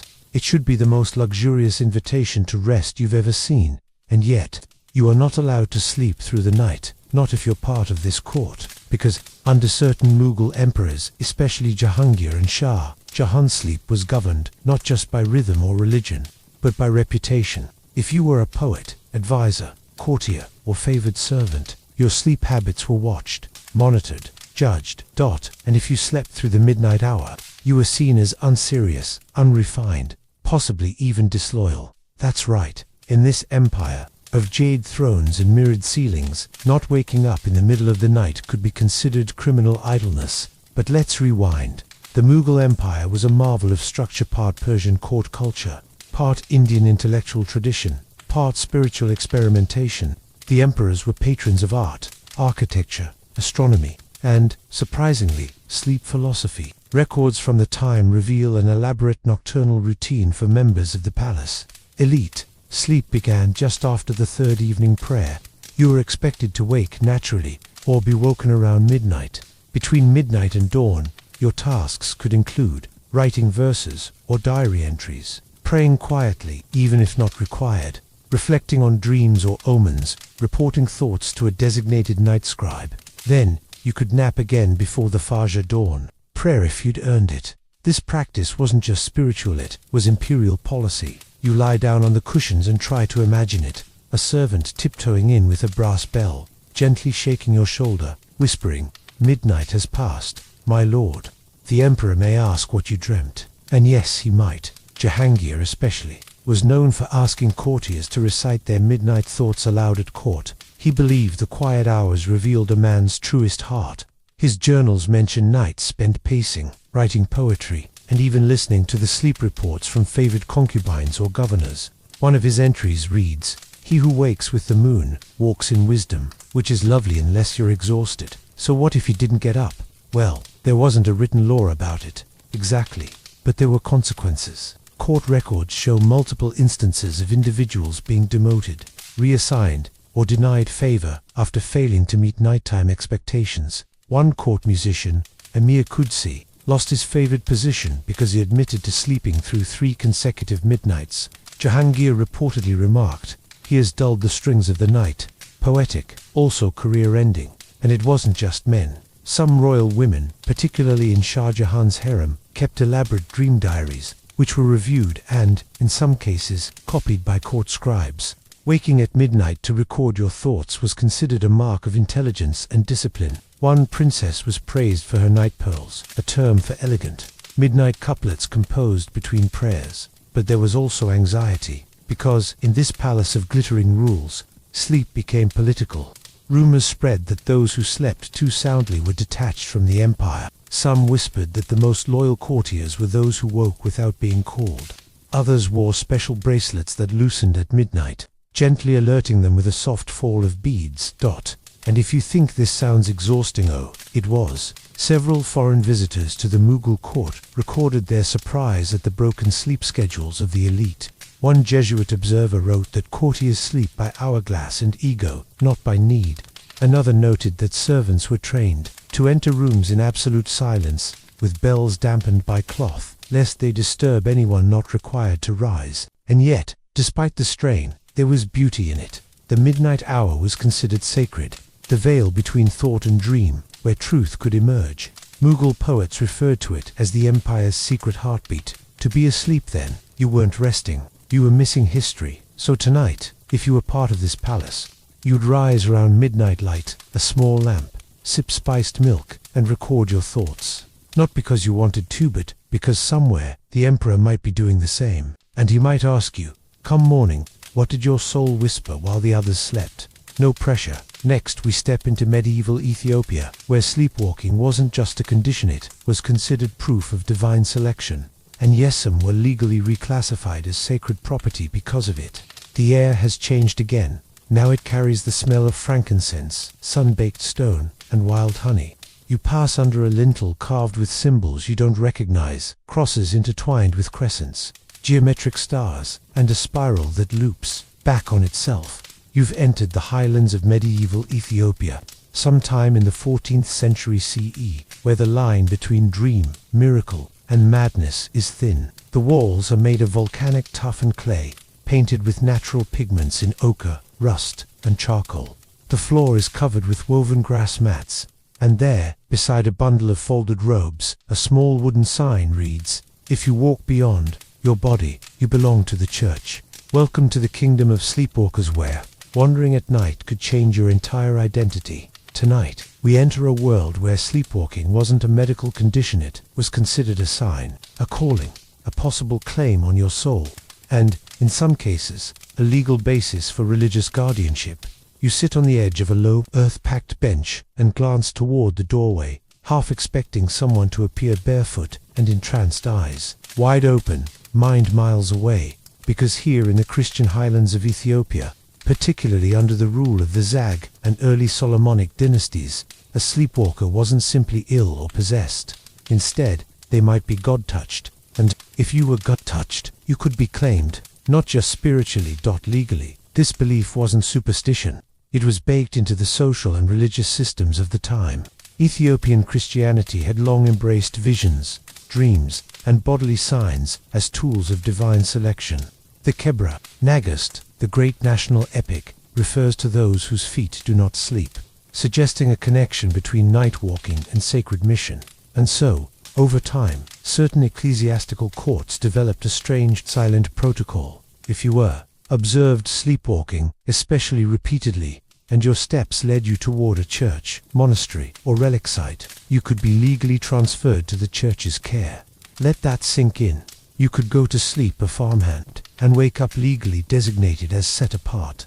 These individuals were referred to as Meskatu Ankraset, literally, those who walk beyond the curtain. It implied spiritual veiling, boundary crossing, or hidden knowledge. Once declared, such people were no longer bound to their family estates. They might be relocated to a monastery, temple, or mountain shrine for life. It sounds wild, and it was. Let's say a young man was seen sleepwalking 3 nights in a row, each time heading toward the same monastery, barefoot, eyes closed, humming scripture.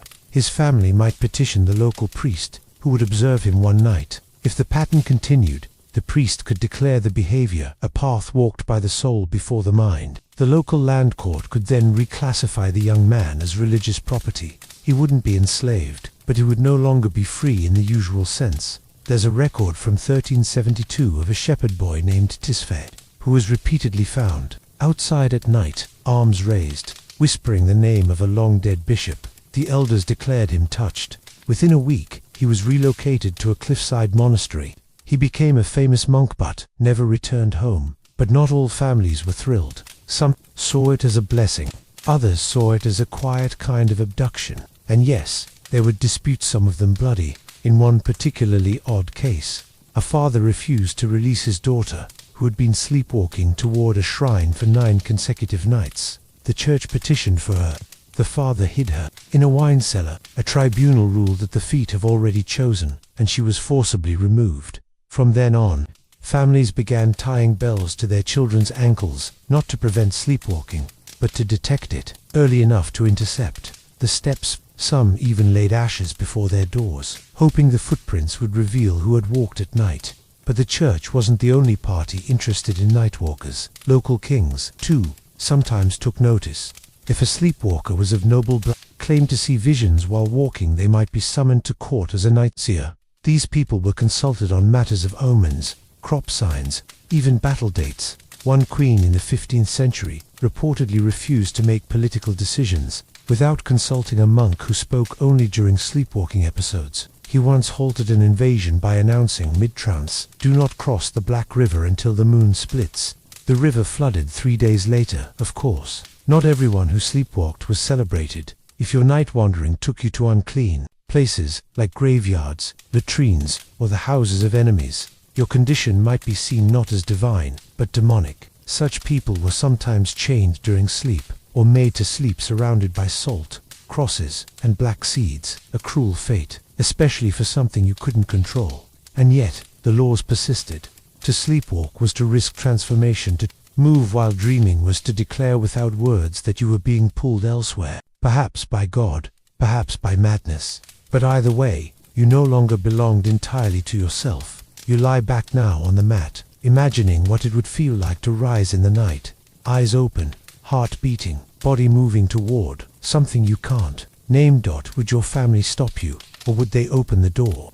Don't drift off just yet, because next, we cross into 18th century France, where a bizarre law required landlords to exorcise haunted guest beds by royal decree. Yes, a sleep complaint could lead to holy water and legal paperwork. A key clicks in a heavy iron lock. The door swings open with a theatrical creak.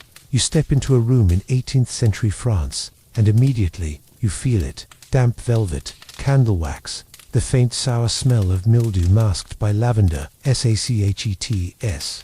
It's a guest chamber in a rural chateau, plaster walls, faded tapestries, and a 4-poster bed that looks like it might groan when you so much as think about lying down. On the headboard, etched in Latin, is a phrase that makes your neck tingle. Dormitorium sub custodia clericorum. This bed sleeps under clerical supervision. That's odd. Tonight, we explore one of the more surreal sleep-related laws. In Europe's legal history, The haunted bed exorcism ordinance of pre-revolutionary France. Yes, really. In certain provinces, Cecily, Burgundy, Brittany, and Lorraine, landlords were legally required to exorcise beds if guests complained of nightmares, visions, or unexplained movements during the night. The process involved church officials, notaries, and signed affidavits, and for a brief but very real moment in history, bedroom discomfort was a bureaucratic matter, and a sacred one. You sit down at the edge of the bed, half expecting the mattress to hiss back. Let's rewind on the mid to late 1700s. France was a strange cocktail of rational Enlightenment thinking and deeply entrenched superstition.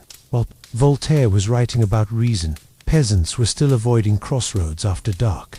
And amid this odd mix, there emerged a spike documented in both parish records and legal annals of guest complaints about restless beds. These weren't your typical "this place is drafty" gripes, people claimed. Sheets pulled away by invisible hands, sudden freezing of limbs mid-sleep, whispered voices behind tapestries, being pinned to the mattress by something with no face, waking with unfamiliar bruises, or the imprint of a second body beside them. Now, we might chalk this up to sleep paralysis, bad insulation, or anxiety, but back then, these were seen as signs of spiritual disturbance and, under the influence of a 1738 edict issued under Louis XV, landlords could be held responsible for not preventing spectral intrusions. The edict, known informally as Loi, Sir Les Chambers' affligis law on afflicted rooms, required any recurring sleep disturbance reported by more than one guest had to be logged. The landlord was to notify the local diocese, a priest or exorcist. Yes, they had listings, would inspect the room. If malevolent presence was suspected, a formal blessing and salt washing of the bed was to be performed. A certificate of spiritual neutrality was then issued, signed by the clergy and landlord, and hung near the room. No certificate, no guests, no taxes. One particularly detailed case from 1746 involves a country in Angoulême, where 3 travelers in a row reported waking with nosebleeds after hearing a woman humming from inside the feather mattress. The bed was torn open. Inside, they found nothing except a child's shoe, decades old, with a rosary tucked inside. The local priest performed a 3-day exorcism. The room was renamed. The new sign read, Chambre de la Reconciliation. It became wildly popular with spiritual tourists. Of course, some landlords resented this law. It cost money, took time, and made their inns sound haunted, which, to be fair, many of them probably were. So some faked the certificate, bribing priests or forging the proper Latin phrases. That led to another ordinance in 1752 requiring surprise inspections from traveling clergy. One bishop famously arrived unannounced and found a landlord blessing rooms with salt meant for livestock. The fine 20 crowns and a week of public confession. And it wasn't just country inns. In larger cities, especially in Paris, noble families sometimes requested exorcisms for guest beds if they believed a visitor had brought bad sleep energy into their home. One marquise even insisted on replacing the entire bed frame after a poet claimed to dream of his own funeral while staying there. When questioned, she said, "My linens are not for omens." And yet, despite the absurdity, there was something very human about it all. These laws weren't about belief alone. They were about control, about the fear that sleep so private, so vulnerable could be violated not just by discomfort, but by the unseen. And if the unseen came in through a bed, someone had to be accountable. So tonight, in this dim little guest room, you look around, that stain on the wallpaper, probably wine, that creak in the floorboard, definitely structural, that cold patch on the pillow, well, hopefully not ancestral. But just in case, there's a tiny scroll nailed to the wall near the foot of the bed. It reads, "Verified by the Bishop of Tours, March 1767. This bed is free from spirits." You relax, slightly, but don't get too comfortable. Our next stop, a Viking settlement, where snoring loudly enough could cost you your inheritance. Yes, in Norse law, noisy sleeping wasn't just rude, it was a sign of weakness, and weakness could disqualify you from becoming a chieftain. A key clicks in a heavy iron lock. The door swings open with a theatrical creak. You step into a room in 18th century France, and immediately you feel it. Damp velvet, candle wax, the faint sour smell of mildew, masked by lavender, sachets. It's a guest chamber in a rural chateau, plaster walls, faded tapestries, and a four-poster bed that looks like it might groan when you so much as think about lying down. On the headboard, etched in Latin, is a phrase that makes your neck tingle: dormitorium sub custodia clericorum. This bed sleeps under clerical supervision. That's odd. Tonight, we explore one of the more surreal sleep-related laws in Europe's legal history, the haunted bed exorcism ordinance of pre-revolutionary France. Yes, really. In certain provinces, especially Burgundy, Brittany, and Lorraine, landlords were legally required to exorcise beds if guests complained of nightmares, visions, or unexplained movements during the night. The process involved church officials, notaries, and signed affidavits. And for a brief but very real moment in history, bedroom discomfort was a bureaucratic matter, and a sacred one. You sit down at the edge of the bed, half expecting the mattress to hiss back. Let's rewind. On the mid to late 1700s, France was a strange cocktail of rational Enlightenment thinking and deeply entrenched superstition. While Voltaire was writing about reason, peasants were still avoiding crossroads after dark. And amid this odd mix, there emerged a spike documented in both parish records and legal annals of guest complaints about restless beds. These weren't your typical "this place is drafty" gripes. People claimed sheets pulled away by invisible hands, sudden freezing of limbs mid-sleep, whispered voices behind tapestries, being pinned to the mattress by something with no face, waking with unfamiliar bruises, or the imprint of a second body beside them. Now, we might chalk this up to sleep paralysis, bad insulation, or anxiety, but back then, these were seen as signs of spiritual disturbance and, under the influence of a 1738 edict issued under Louis XV, landlords could be held responsible for not preventing spectral intrusions. The edict, known informally as LO, Sur les chambers, afflicted rooms, required any recurring sleep disturbance reported by more than one guest had to be logged. The landlord was to notify the local diocese, a priest or exorcist. Yes, they had listings, would inspect the room. If malevolent presence was suspected, a formal blessing and salt washing of the bed was to be performed. A certificate of spiritual neutrality was then issued, signed by the clergy and landlord, and hung near the room. No certificate, no guests, no taxes. One particularly detailed case from 1746 involves a country in Angola, where 3 travelers in a row reported waking with nosebleeds after hearing a woman humming from inside the feather mattress. The bed was torn open.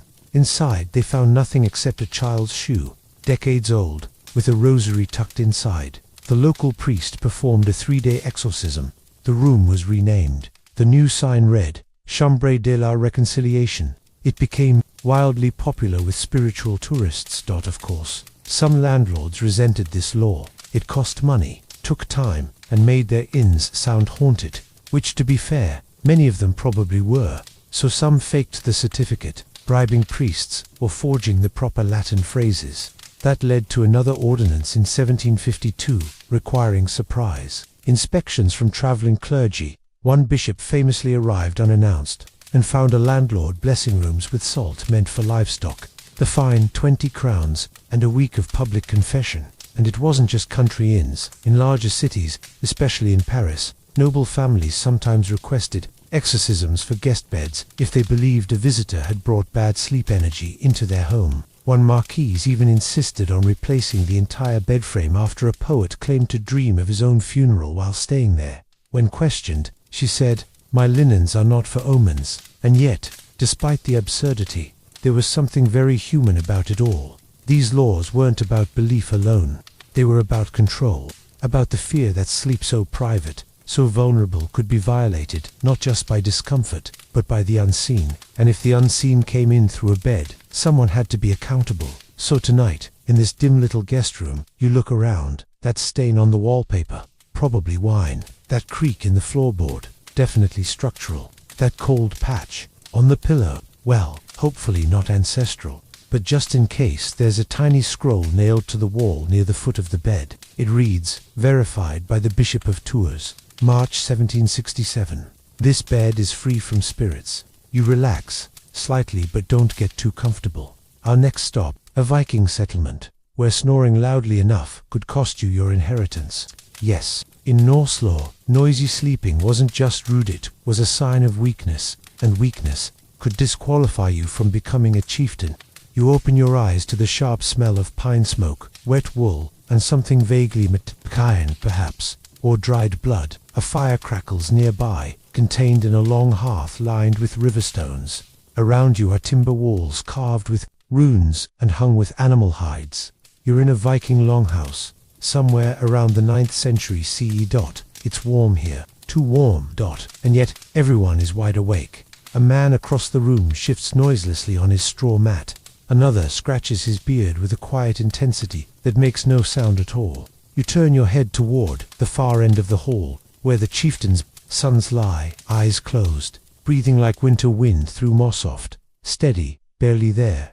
You start to drift, and then you hear it. A snort, then another, and then a full-throated, rasping snore, like a bear stuck in a wooden pipe. Everyone tenses, because tonight, we've arrived in a culture where snoring wasn't just annoying, it could cost you your future. Yes, under certain Norse traditions, snoring loudly enough to wake others could disqualify you from inheriting land, titles, or even your father's sword. It sounds like a joke. But to the Norse, sleep was part of strength, and strength was everything. Let's dive in. Among early Norse clans, especially in Iceland and Western Norway, the law wasn't just written in runes and stone, it lived in the spoken codes of honor, passed down like braided rope.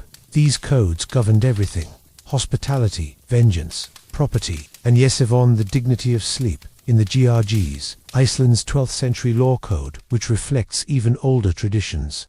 There's a peculiar passage under the section on inheritance disputes. It lists reasons a son or kinsman may be challenged as unworthy of a chieftain's legacy.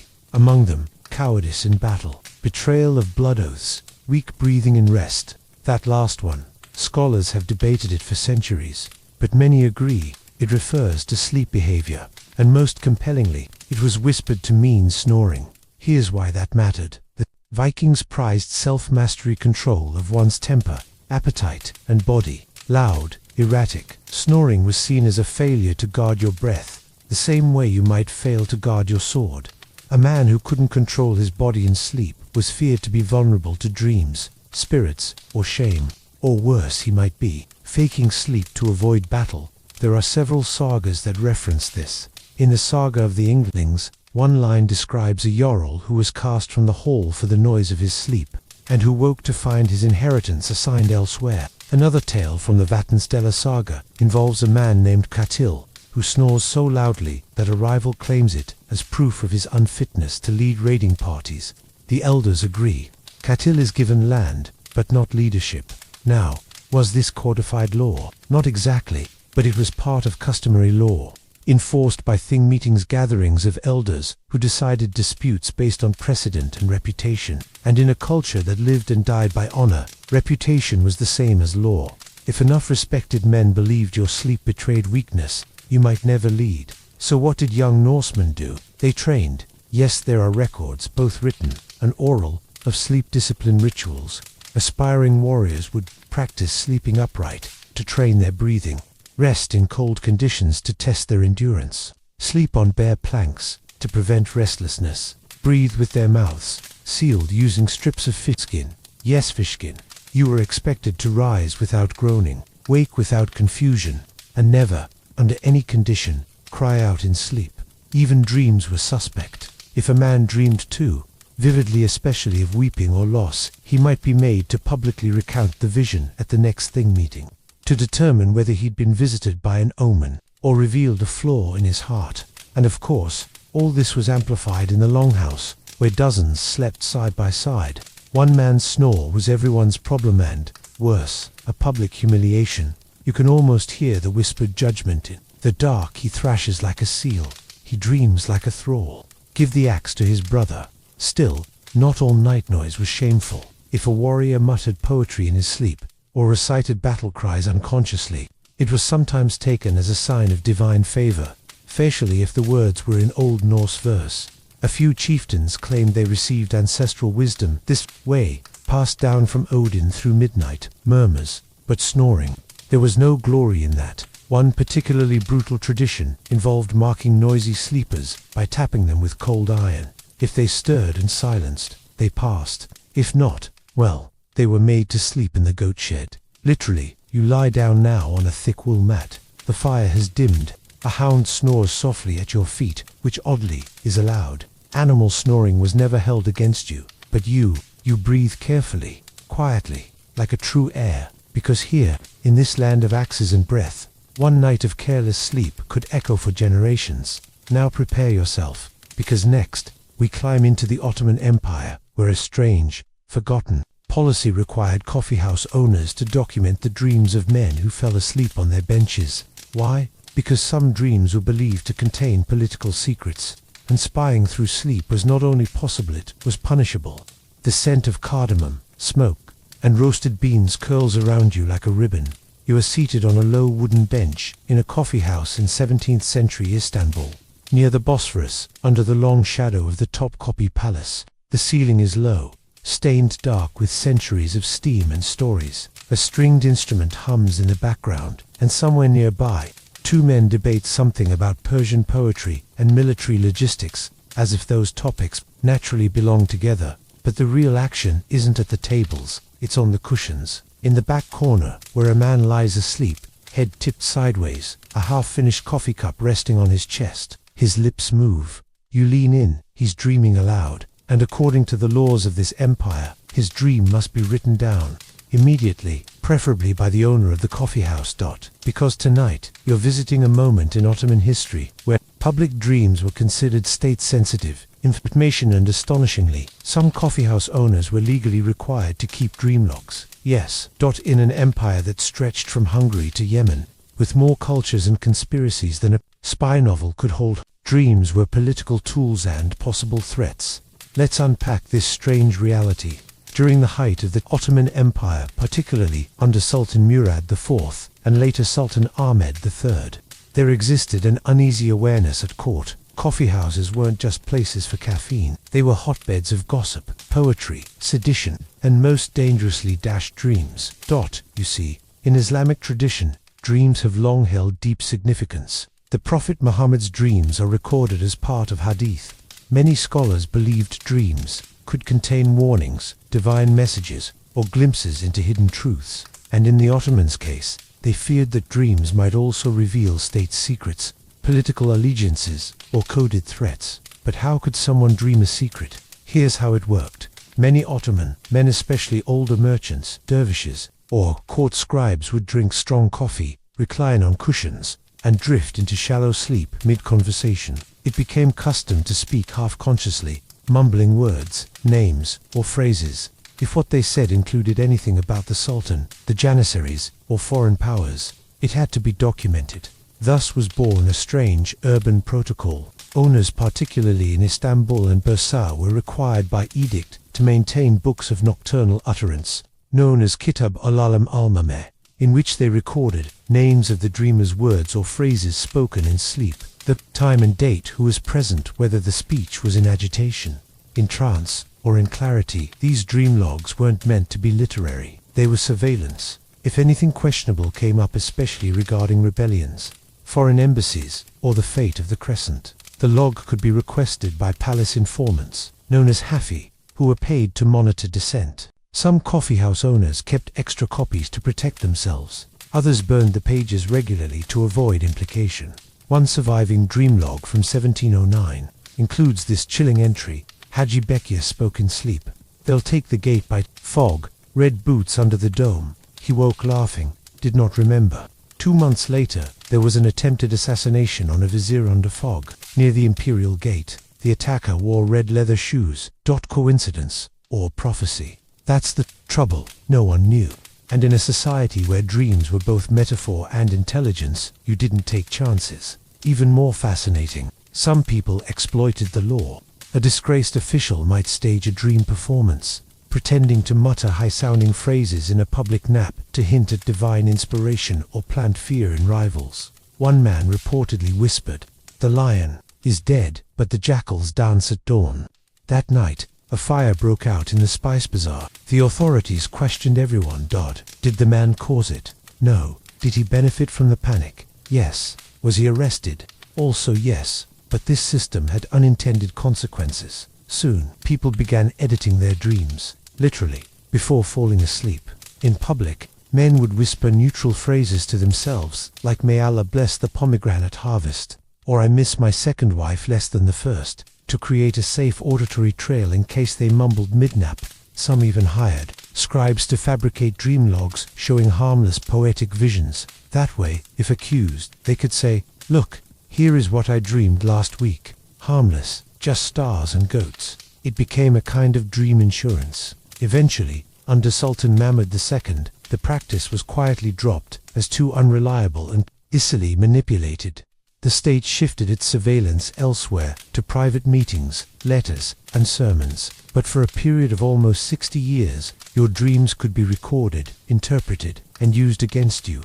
You glance back toward the man in the corner. He stirs black ships. He murmurs. The fountain sings backward. The coffee house owner writes this down with the calm of someone copying down a pastry recipe. You sip your coffee thick, dark, unfiltered. You're not sure what you'll dream tonight, but you're definitely not napping in public.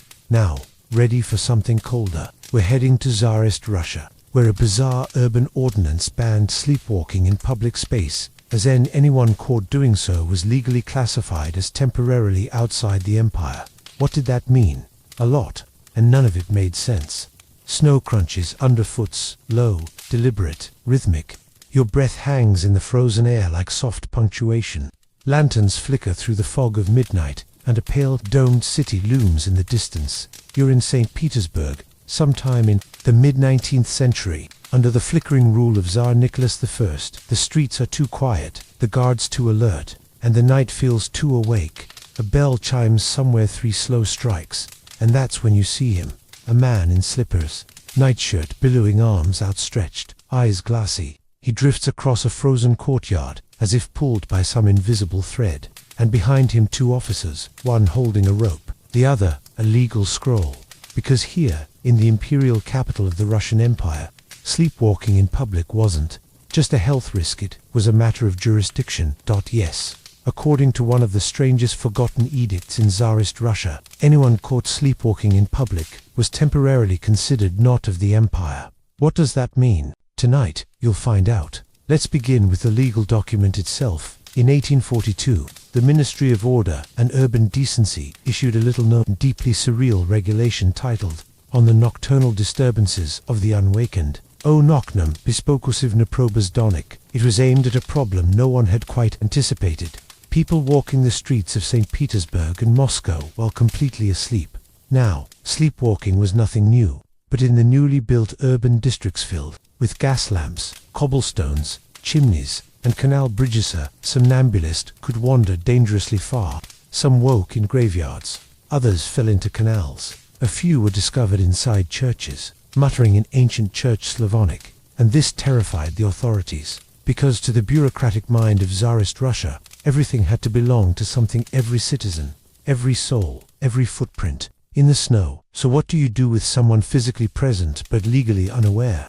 You create a loophole. The somnambulist clause, as it came to be known, declared that any person caught sleepwalking in a public space between the hours of 10 p.m. and 4 a.m. would be temporarily considered outside the bounds of imperial responsibility. Classified as non-compos meant is lacking legal selfhood.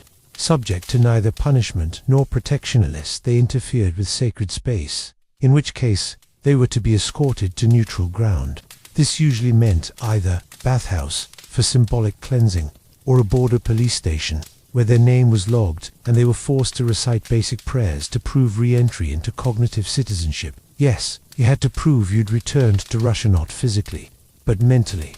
One surviving case from 1847 details a clockmaker who sleepwalked into a cathedral, began blessing the pews, and was found trying to baptize the bishop's coat. When woken, he had no memory. The court declared him temporarily vanished and ordered 3 nights in a bathhouse under candle supervision. Strangely, no one questioned the logic. In fact, it got worse.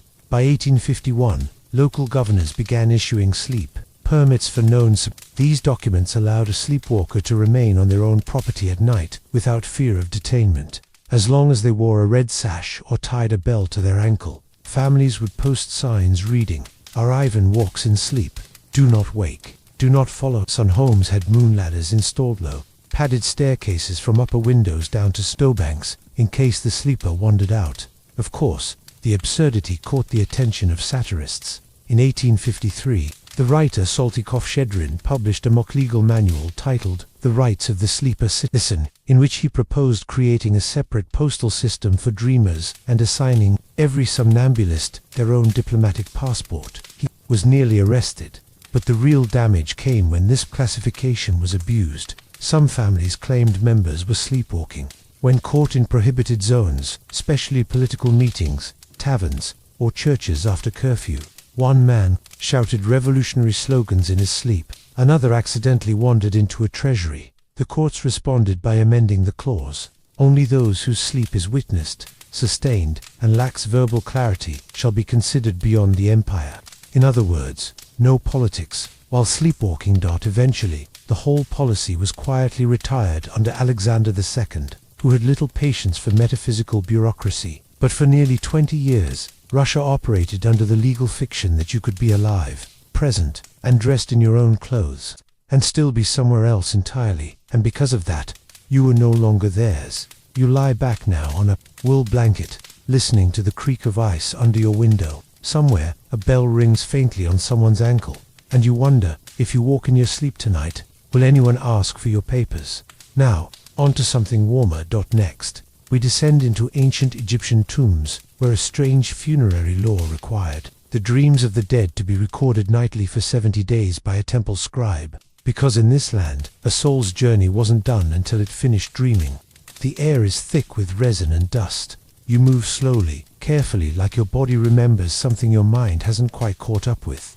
The walls are smooth limestone, etched with hieroglyphs, and the floor crunches beneath your sandals, with a layer of ancient salt and incense ash. You're in a tomb, deep beneath the sands of ancient Egypt, sometime around 1350 BC, the era of Pharaoh's gods and dreams that refused to stay buried. Tonight's story begins here, in this sepulchral hush, where one simple belief shaped both funeral law and nightly ritual. The dead do not stop dreaming, and until their dreams are complete, the living must write them down.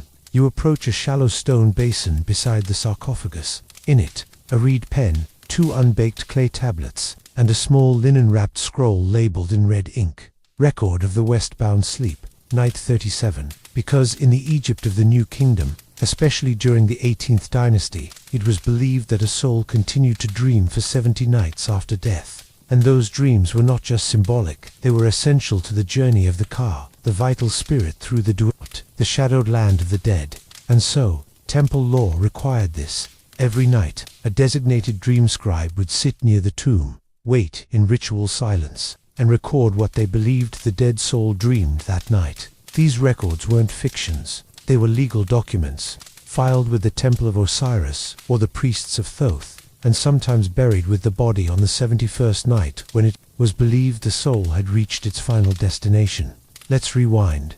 Egyptian theology had a layered view of the Ka, Ba, Ok, and so on, but what mattered most in this case was the belief that the Ba, the mobile part of the soul, traveled. Each night, even after death. If alive, your Ba might rise and visit dreams. If dead, your Ba had farther to go. The journey was not instant. It was a slow procession through gates, rivers, and monsters, a ritualized migration through dreams, with each night posing a new trial. And so the living were responsible for interpreting these nightly wanderings, to track the soul's progress. Failure to do so risked leaving the dead trapped in unrest, or worse, misunderstood by the gods. So who wrote these dreams?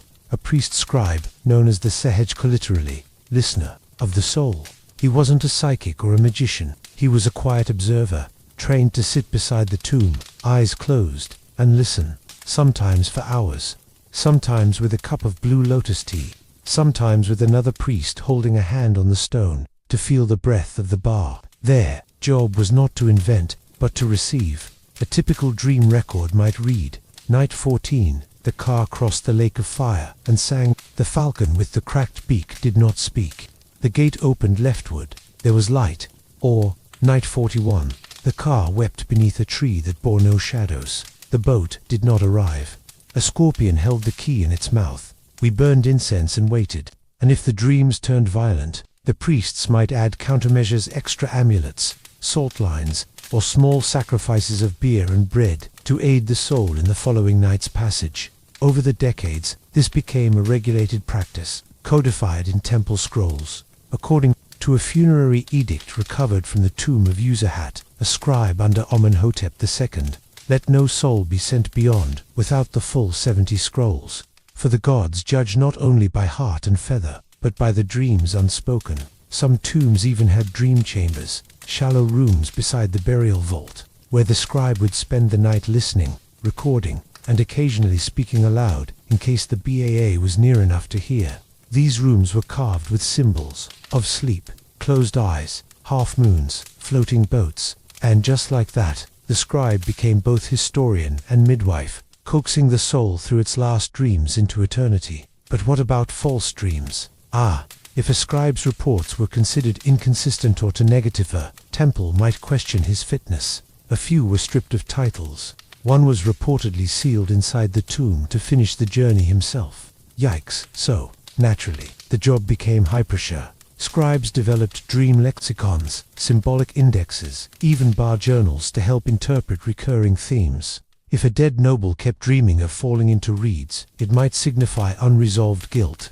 If they flew with 2 sons, it was a sign of deification. The scribe's job was to translate the unspoken into divine alignment, and only when the 70th dream was recorded, folded, and placed into a special box, sometimes shaped like a sleeping god, could the family rest. Literally, a celebration would be held. The dreaming is done. The tomb was finally sealed. You reach out now, tracing your fingers over the 43rd dream in the box beside you. The car floated on a mirror. A child poured sand into its reflection. Nothing moved, but all was still. The ink is smudged. The lines are delicate, but the silence that follows feels complete. Tonight, in this world of stone and scent, you listen not for breathing, but for the echo of a dream finishing itself. Next up, we leap into the Aztec Empire, where dreams were considered state property, and a curious law allowed certain dreams to be taxed. Dream taxation if they were deemed sufficiently prophetic. You blinked out suddenly. The air tastes like smoke, maize, and obsidian. It's thick with burning copal, humming with drums you can't quite hear, and lit by a sun that looks too close. This is Tenochtitlan, capital of the Aztec Empire. Sometime in the early 1500s, before you was a priest in jade jewelry and a robe made of butterfly wings. Behind him, carved into volcanic stone, is the symbol of Tezcatlipoca, god of night, mirrors, and dreams.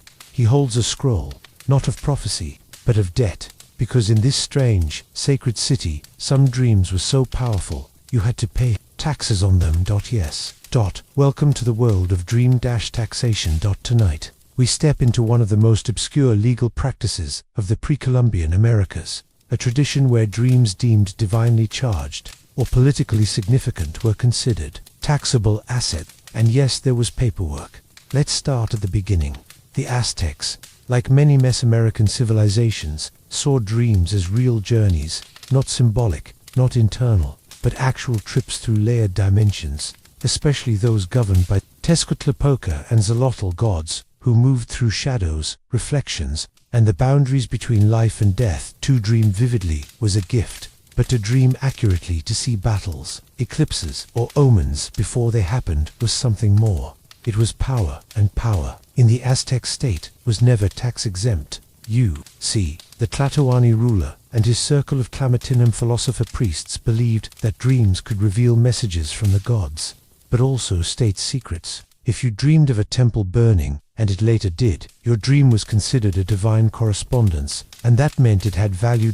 And things with value had to be declared, so the priesthood developed an official classification system. Teneltoka, each charged dreams divinely touched. Telemnixia, poison dreams, curses or spiritual contamination. Zokakuiktal, flower dreams, poetic but harmless. Tlatlapolistly marked ones, dreams with consequences. If your dream was marked as Teneltoka or Tlatlapolistly, you were required to report it at the nearest Comacac temple school or Teocalli priest council house. The dream would be transcribed on ametal paper, read aloud, and judged for relevance, accuracy, danger, and, if deemed potent, you owed tribute. The tribute varied, depending on the scope of the dream. For example, a dream predicting a family birth might cost a small food tithe. A dream accurately describing a military loss might require a whole day's labor for the temple. Dream of the sun refusing to rise. That was 3 cacao pods and a live turkey. Minimum. One famous dream tax incident comes from a farmer named Joa, who dreamed of a flood pouring into the great temple plaza. He told the priests. They laughed. 3 weeks later, the canal system overflowed during festival rains, swamping the courtyard.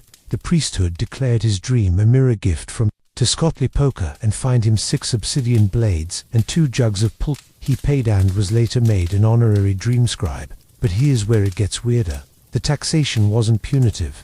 It was ritual economy. By offering a piece of your material wealth in exchange for spiritual access, you were balancing debts between worlds. Think of it as a spiritual customs checkpoint. You're bringing goods from another dimension. Pay the toll. And yes, some people lied or embellished. They'd show up saying things like, I dreamed of Quetzalcoatl returning with fire eels in his hands. The priests would nod politely and charge them for fictional prophecy. That's right. There was a tax for false dreams, too, called Itzteatl, or smoke debt. It was meant to discourage dream inflation for social clout. There's even a record of a noblewoman, El Penedal, who was fined for songbirds for claiming she dreamed of a serpent god reciting her poetry. The court called it creative vanity. She paid in feathers, but some dreams were exempt. If a child under 7 had a dream, it was sacred and non-taxable. If a dream was about ancestors, it could be bartered instead of taxed, meaning you could offer a story, a dance, or a mask instead of food or labor. And if you dreamed on Tlaxcamako, the festival of flowers, your dream was considered a gift to the gods. Even the priests didn't touch it. Eventually, the Spanish arrived, and as they disassembled Aztec rituals, they were baffled to find records of tributes labeled received from dreams. One friar wrote in 1526, "These people believe sleep to be a kind of commerce, and the spirits within it demand their share." Maybe they weren't wrong. You lean back now on a reed mat beside a fire, the stars above you sharp and metallic. Someone is singing. You feel the edge of a dream coming toward you, slow, heavy, full of birds and bells. Will you share it, or keep it hidden from the temple collectors? Because next, we travel to medieval Japan, where a shogunate decree once required high-ranking samurai to sleep with inked brushes tied to their fingers. Why? To prove they weren't faking dreams or hiding messages inside them.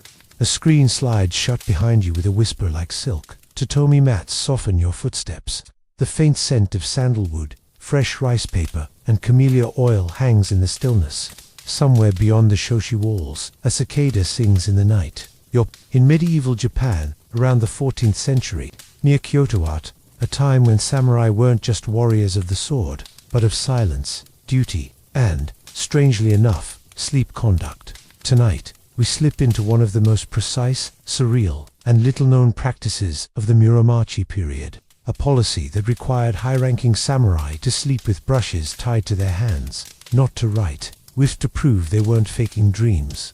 Let's untangle this. Under the Ashikaga shogunate, amid civil unrest and delicate alliances, dreams were taken extremely seriously, especially for the elite warrior class. The samurai were expected to be more than fighters. They were spiritual instruments, devoted to Bushido, Buddhism, and sometimes bureaucracy. It was believed that dreams could be coded messages from ancestors, warnings from spirits, or even veiled political strategies. And so, if a samurai claimed to have dreamed something important, especially something justifying a decision, withdrawal, or sudden insight, it had to be proven. Enter the food no nimuri, the brush sleeping protocol. Here's how it worked.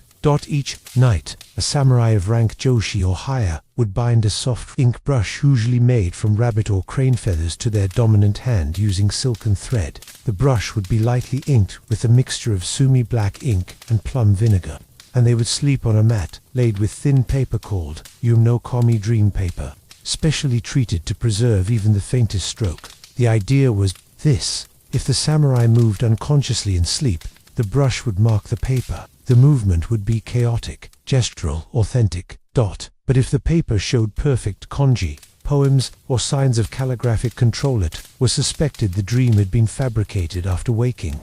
In other words, a lie. Because in a world where honor was life and deceit could unmake alliances, faking a prophetic dream was treasonous. One surviving scroll from 1382 explains, "The body reveals its truth when the mouth cannot. Ink is the breath of sleep." Dreams were often brought before local Bugyo magistrates if they involved claims of divine instruction, ancestral visitations with tactical advice, alleged omens, for example.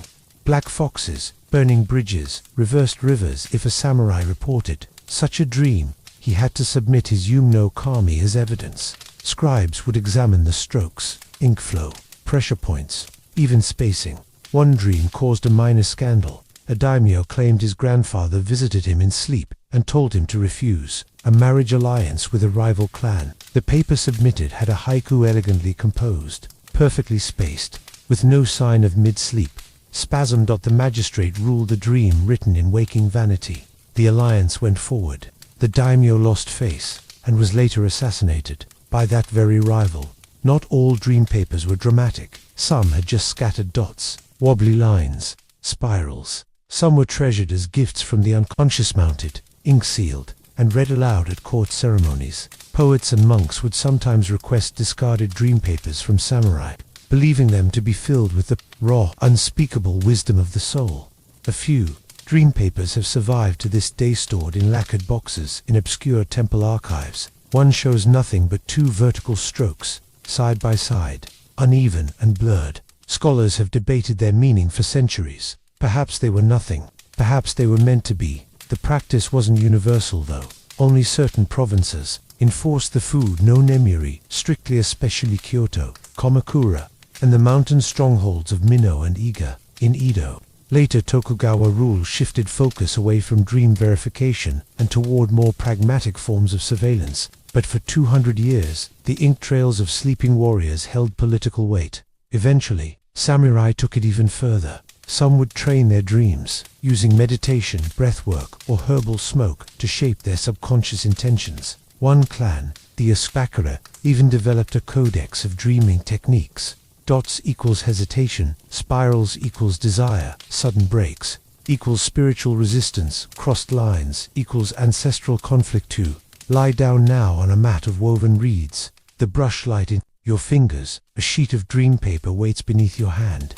The ink is wet, your breath slows, and somewhere in the back of your mind, a question echoes. What might your sleeping self dare to confess? No words were allowed. Next, we drift to the Caribbean plantation colonies of the 18th century, where enslaved people used dreams not just to survive, but to plot escape, maintain identity, and pass forbidden messages in code. One colonial law even tried to ban the discussion of dreams altogether. You open your eyes to moonlight filtering through banana leaves, the soft rustle of sugarcane in the wind, and a distant rhythm's low, steady, like a heart beating through soil. The year is around 1743. The place, a plantation estate in Saint Domingue, the colony that will one day become Haiti. The heat clings to your skin even at night, and the air tastes of smoke, molasses, and something older, grief, maybe, memory. All around you, people are sleeping, in narrow huts, but sleep here isn't surrender, it's strategy, because tonight, you entered the world of dream resistance, where enslaved Africans in the Caribbean didn't just dream to escape their waking lives. They dreamed to organize, remember, and survive. And at the height of colonial anxiety, the plantation codes tried something astonishing. They banned the discussion of dreams altogether. Let's go deeper. First, the historical frame. By the 18th century, European colonial powers had filled the Caribbean with brutal sugar economies. Plantations thrived on enslaved labor. Millions of people, ripped from West Africa, stripped of language, family, and freedom. But one thing no one could take, the dream world across Dahomey, Yoruba, and Congolese cultures, among many others. Dreams were not nighttime nonsense. They were ancestral space, divine consultation, spirit travel, and encrypted communication. These ideas didn't vanish when people were stolen from their homelands. They transformed in the plantations of Jamaica, Saint Domingue, and Martinique. Dreams became underground maps, coded warnings, and ritual gatherings. And the slaveholders noticed. According to surviving colonial correspondence, overseers began reporting with increasing frequency. They speak of things they did not see, but say they dreamed them. A woman claimed her brother was dead, and she was right, though no letter had arrived. They gather in silence, then whisper of dreams in their tongue. And then, in 1752, came Ordinance 27, passed in St. Arming and echoed in British Jamaica, declaring, "No enslaved person shall speak publicly of dreams, nor make claim to foreknowledge through sleep, lest such speech be taken as incitement, or conjure. Yes. Dreams were outlawed. Why? Because they worked. One French planter wrote to his cousin in Bordeaux, "A man dreamed of a map to the hills. The next morning, 4 had fled that way and vanished." Another wrote, "They say their dead teach them which masters will die soon." And indeed, some do. The colonizers couldn't read the codes. They tried to ban drums, languages, even nighttime gatherings. But dreams were uncontainable. So enslaved communities adapted. They created dream chains. People trained to remember and retell another's dream without speaking of it as a dream. For example, last night I saw you near the river bend, where the stones are shaped like teeth, which might mean, meet me at the water's edge, or go west. They used songs as mnemonic devices. A tune that lingered in the morning might encode direction, warning, or blessing. And more than anything, dreams were used to protect identity. Imagine this: you've lost your name, your village, your gods, but in the dream your grandmother appears, teaching you a word, a dance, a symbol drawn in ash. That's not just memory, that's reconstruction. In many West African traditions, the dead walk more easily in dreams than the living do on earth. The Ba of Egypt, the Agungan of Yorubas, who travel to offer warnings, forgiveness, or wisdom. This belief survived slavery, and in the Caribbean it became resistance. There are accounts of people waking from dreams with full names they had not spoken since childhood, of dream rituals shared silently across sleeping mats, of rebellion, dates encoded in dreams when a red horse would gallop across a sugar field, and it did. One plantation in St. Domingue kept a night ledger, a log of suspicious behavior. It reads, "Over a single month, 3 women gathered after dusk, no tools, stood silent for an hour. One man said the sea was calling, left his hoe in the field. Boy muttered thunder in sleep. Father sent to the stock-stot. It's haunting and yet so human, because in a world where every waking hour is watched, the dream becomes your only private room." Some masters tried to intervene directly. A bizarre law in Barbados briefly suggested that Christian ministers should be allowed to interrogate dreams, claiming it would sift Satan from the soul. Naturally, this failed. No one volunteered to translate a dream full of snakes and fire into polite English. Instead, enslaved people kept dreaming, and eventually, dreaming became revolutionary. In the years leading up to the Haitian Revolution, oral records speak of Toussaint Louverture appearing in dreams before his rise to prominence. People dreamed of a black rider whose breath lit torches, of ancestors whispering, "It is time." Were these real dreams? Was it folklore born afterward? Hard to say, but one thing is clear: the dream world helped unmake the slave world. You lie now beneath a low thatched roof. The fire outside is dying, but the drums haven't stopped. Someone beside you murmurs something in a language no longer spoken aloud. It means, tomorrow belongs to us, and you believe it. Next, we ventured to Renaissance Venice, where a secretive guild of sleep doctors claimed that all criminal intent began in dreams and tried to license dream purges to cleanse the minds of judges, artists, and priests. You stand on a narrow bridge over a canal slick with moonlight. Gondolas drift by like silent dreams, their oars barely touching the water. A bell tolls somewhere near the basilica. But this isn't the Venice of romance. This is the Venice of secrets, of masks, whispered confessions, and locked rooms. The year is 1548, and behind the crumbling facades of this Renaissance city, a strange guild meets in candlelit chambers, wearing robes stitched with stars and sunbursts. They call themselves the Collegio dei Sogni Purificati, the College of Purified Dreams, and their belief that all crime begins in sleep. Yes. Welcome to the Venetian Dream Inquisition, where a guild of sleep doctors once tried to license the unconscious, root out dream-based corruption, and regulate who was allowed to dream what. Tonight, you'll meet minds more paranoid than any mask can hide.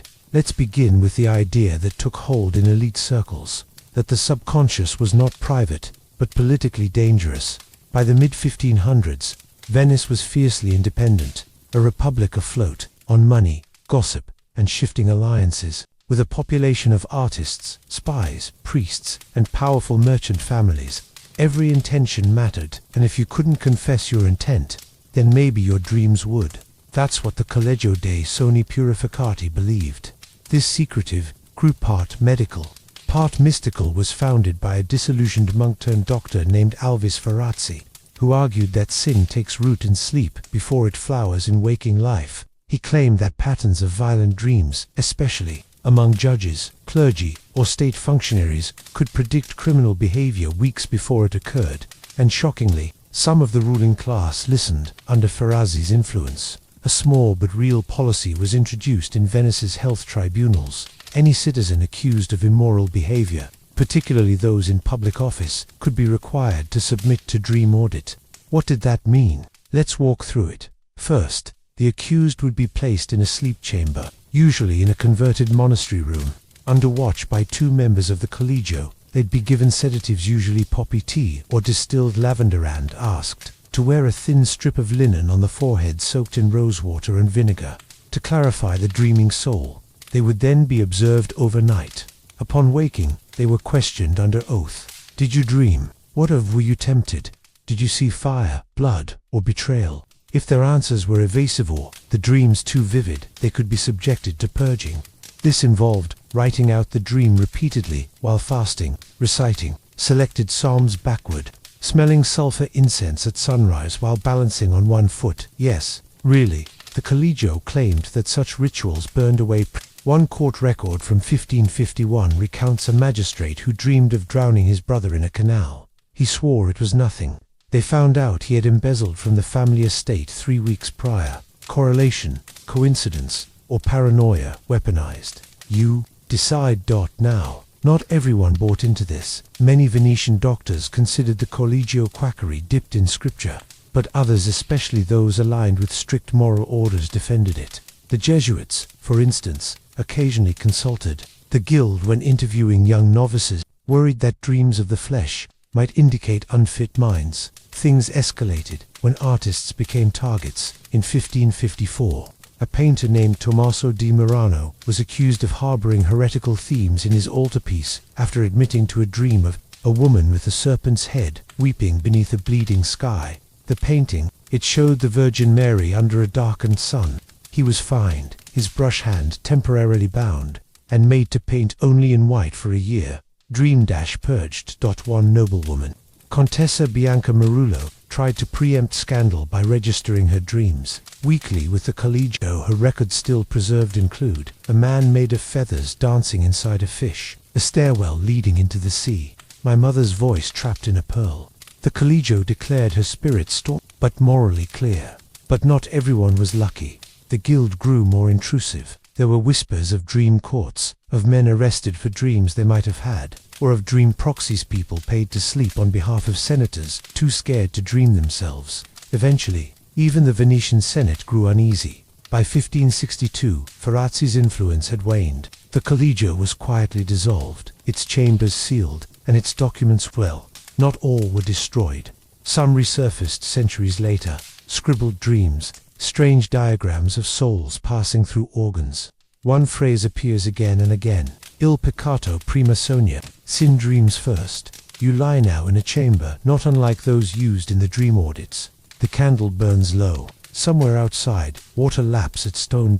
And as you drift into your own dreams, a question lingers like a fog. What would they have seen if they had watched you tonight? Next, we head to early Islamic Baghdad, where sleep was considered sacred, but so was legal clarity. To protect the rights of those who dreamed of crime or betrayal, a special court was created to hear dream witness testimonies, and occasionally they held up in real trials. You walked through a marble archway etched with Kufic script, the scent of cardamom and parchment hanging in the warm evening air. Lanterns sway in a slow breeze, casting golden shadows across tiled courtyards. You've arrived in Baghdad, sometime during the 9th century, at the peak of the Abbasid Caliphate, a place where libraries held the world's knowledge, and dreams could appear in court. Tonight, you enter one of the strangest and most elegant institutions ever devised, the Mokamat Al-Ruja, the Court of Dreams. Yes. There once existed an actual legal system that allowed dreams under certain conditions to be admissible evidence. But don't mistake this for superstition. This was Baghdad, in the golden age where logic, law, philosophy, and theology all danced together in serious robes, over coffee strong enough to wake a sleeping philosopher.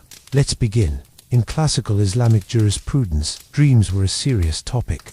The Prophet Muhammad is said to have placed value on true dreams, considering them a portion of prophecy. In some hadiths, dreams were said to reveal truths that were veiled in waking life. But not all dreams were equal. So scholars Faqiz, Qadis, Mutakalliman spent centuries building categories. Ruya Sadiqa, true dreams. Ruya Hadith, Al-Nafs, dreams of the self. Ruya Shataneya, dreams from the devil. And amid all this, a few jurists proposed something bold. If a dream was consistent, specific, and ethically urgent, could it be heard in court? And so was born the Court of Dreams, a specialized body within the broader Qadi system. Cases were rare, but very real, and always handled with care. Here's how it worked. Say you had a dream that your business partner was hiding stolen coin under a floor tile in your shop. You couldn't accuse him without evidence, but the dream kept returning, vivid and unsettling. So you'd go to Mohammed al-Ruja, submit your claim, and be assigned a Muallim al-Ulama dream instructor, part interpreter, part examiner. You would be questioned. How many times has the dream recurred? What time of night did it come? Had you eaten, prayed, or fasted before sleep? Were you in a state of wudu ritual purity? They weren't checking for magic. They were checking for consistency and clarity of soul. And if your case passed that stage, it would be brought before a secondary Qadi, who had limited powers to order discreet investigation based on dream testimony. In one documented case, a baker dreamed 3 nights in a row of rats speaking in his brother's voice, gnawing at the edges of his flour sacks. He reported it. Investigators found a hidden stash of stolen coin buried beneath the millstones.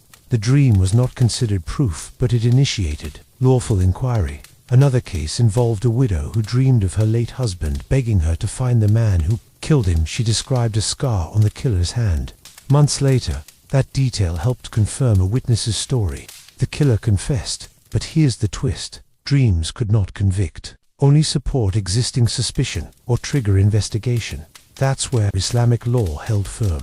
The idea was not to mystify justice, but to honor the possibility that dreams could speak what society feared to say aloud. The Court of Dreams had strict guidelines. No single dream could stand as evidence. Only dreams of repetition, seen 3 nights or more, could be submitted. Any dream involving blood or death had to be reported by someone in a state of ritual purity.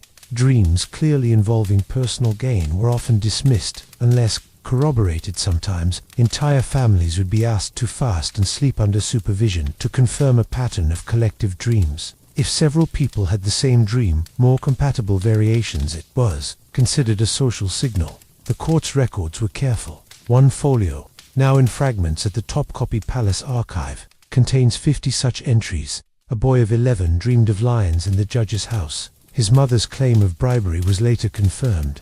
A scholar dreamed of losing his inkpot in the mosque. A forgery ring was uncovered beneath the pulpit. A merchant's recurring dream of burning spices led to the discovery of arson. Insurance fraud. Yes, insurance fraud, by dream. The Qadis were not gullible. They knew dreams could mislead, especially if mixed with hunger, grief, or ego. So, the dream court worked only in tandem with material inquiry. But perhaps the most extraordinary case involved the Caliph's own physician in 872 CE. A series of unexplained deaths among palace servants triggered fear of poison. A lowly Thai brewer claimed to have dreamt of a raven coughing into golden cups. He reported it. At first dismissed, but then to other servants independently dreamed of blackbirds circling a bowl of honey. The Court of Dreams was invoked. Investigators found the physician had been dosing select cups with small quantities of foxglove to prevent gluttony, a reckless attempt at palace dieting. He was removed. Quietly, the dream court had spoken. You lie back now beneath a wooden lattice window. The city quiet around you. Somewhere, an imam is reciting verses half asleep.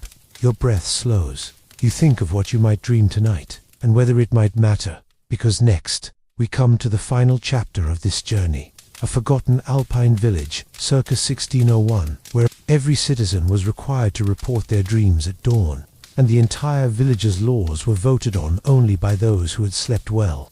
You wake to snow whispering against wood. Thin grey light spills over the peaks. The air smells like pine sap, wool, and bread left to rise too long. Your blanket is heavy, but you're already reaching for the ledger at your bedside. The ink is frozen, your fingers sting.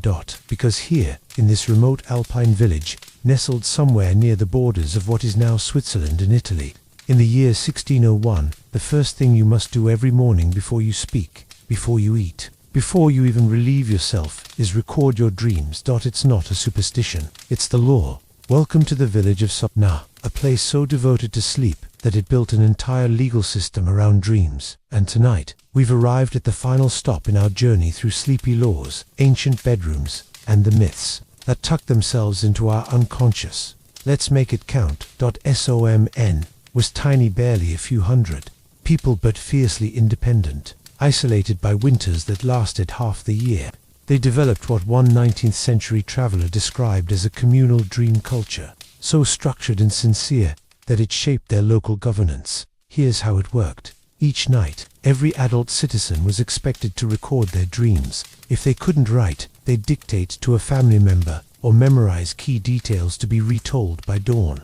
The results were collected in what they called the Libro del Sonno, the Book of Sleep. But this wasn't just a diary, it was legal. Registration. Because in Sopna no law could be passed unless a quorum of dreamers called Glee, Svegli, the woken, had dreamt peacefully. Seriously. Here's single quotes has how they explained it. A community that sleeps in dread, wakes in disorder. But when our dreams are clear, our laws will be also. It wasn't just poetic, it was procedural. Before a town vote, a pre-dawn tally would determine how many citizens had dreamt restfully calm, neutral, or positive visions, dreamt of violence or darkness, dreamt of nothing at all. Only if a majority of eligible voters had reported peaceful or constructive dreams would the council proceed. It was called La Soglia Notturna, the nocturnal threshold. More than superstition, this was collective, emotional auditing. The idea was, if too many people are dreaming of fear, then something in the community is wrong, and no major decision should be made until it's addressed. And it wasn't all vague. Dream symbol talk. The villagers kept meticulous record. One document from January 12, 1601, notes 12 dreams of snow falling upward, 4 dreams of broken bread, 1 dream of an ox whispering, "Do not build the wall." Guess what? They didn't build the wall. Another record, dreams clean, passed law to extend market day. One opposing dream included falling coins and a singing goat, considered harmless. And yes, there were dream interpreters, known as Glee tradutori, the translators, who were trained to contextualize recurring images across the village. If 10 people dreamt of fire, but no chimneys smoked, it might mean anxiety, not danger. But if one child dreamt of water rising beneath his bed, and 3 elders did too, the council would check the riverbanks. Some nights, no votes could proceed. One winter, during a famine scare, 78% of villagers dreamed of cold animal snakes, curling into kettles, deer hiding in ovens. The vote to ration grain was delayed until dream patterns stabilized. No one starved. But were there skeptics? Of course. One blacksmith, Giorno del Vin, famously tried to fake his dreams, copying poetic dreams from the prayer book to sound more serene, and regained voting privileges after a streak of reported nightmares. He was caught. His punishment, 1 week of dream fasting, no hot meals, no wine, and mandatory sleeping alone believed to purify the dream cycle. After 4 days, he dreamed of his tools melting into butter.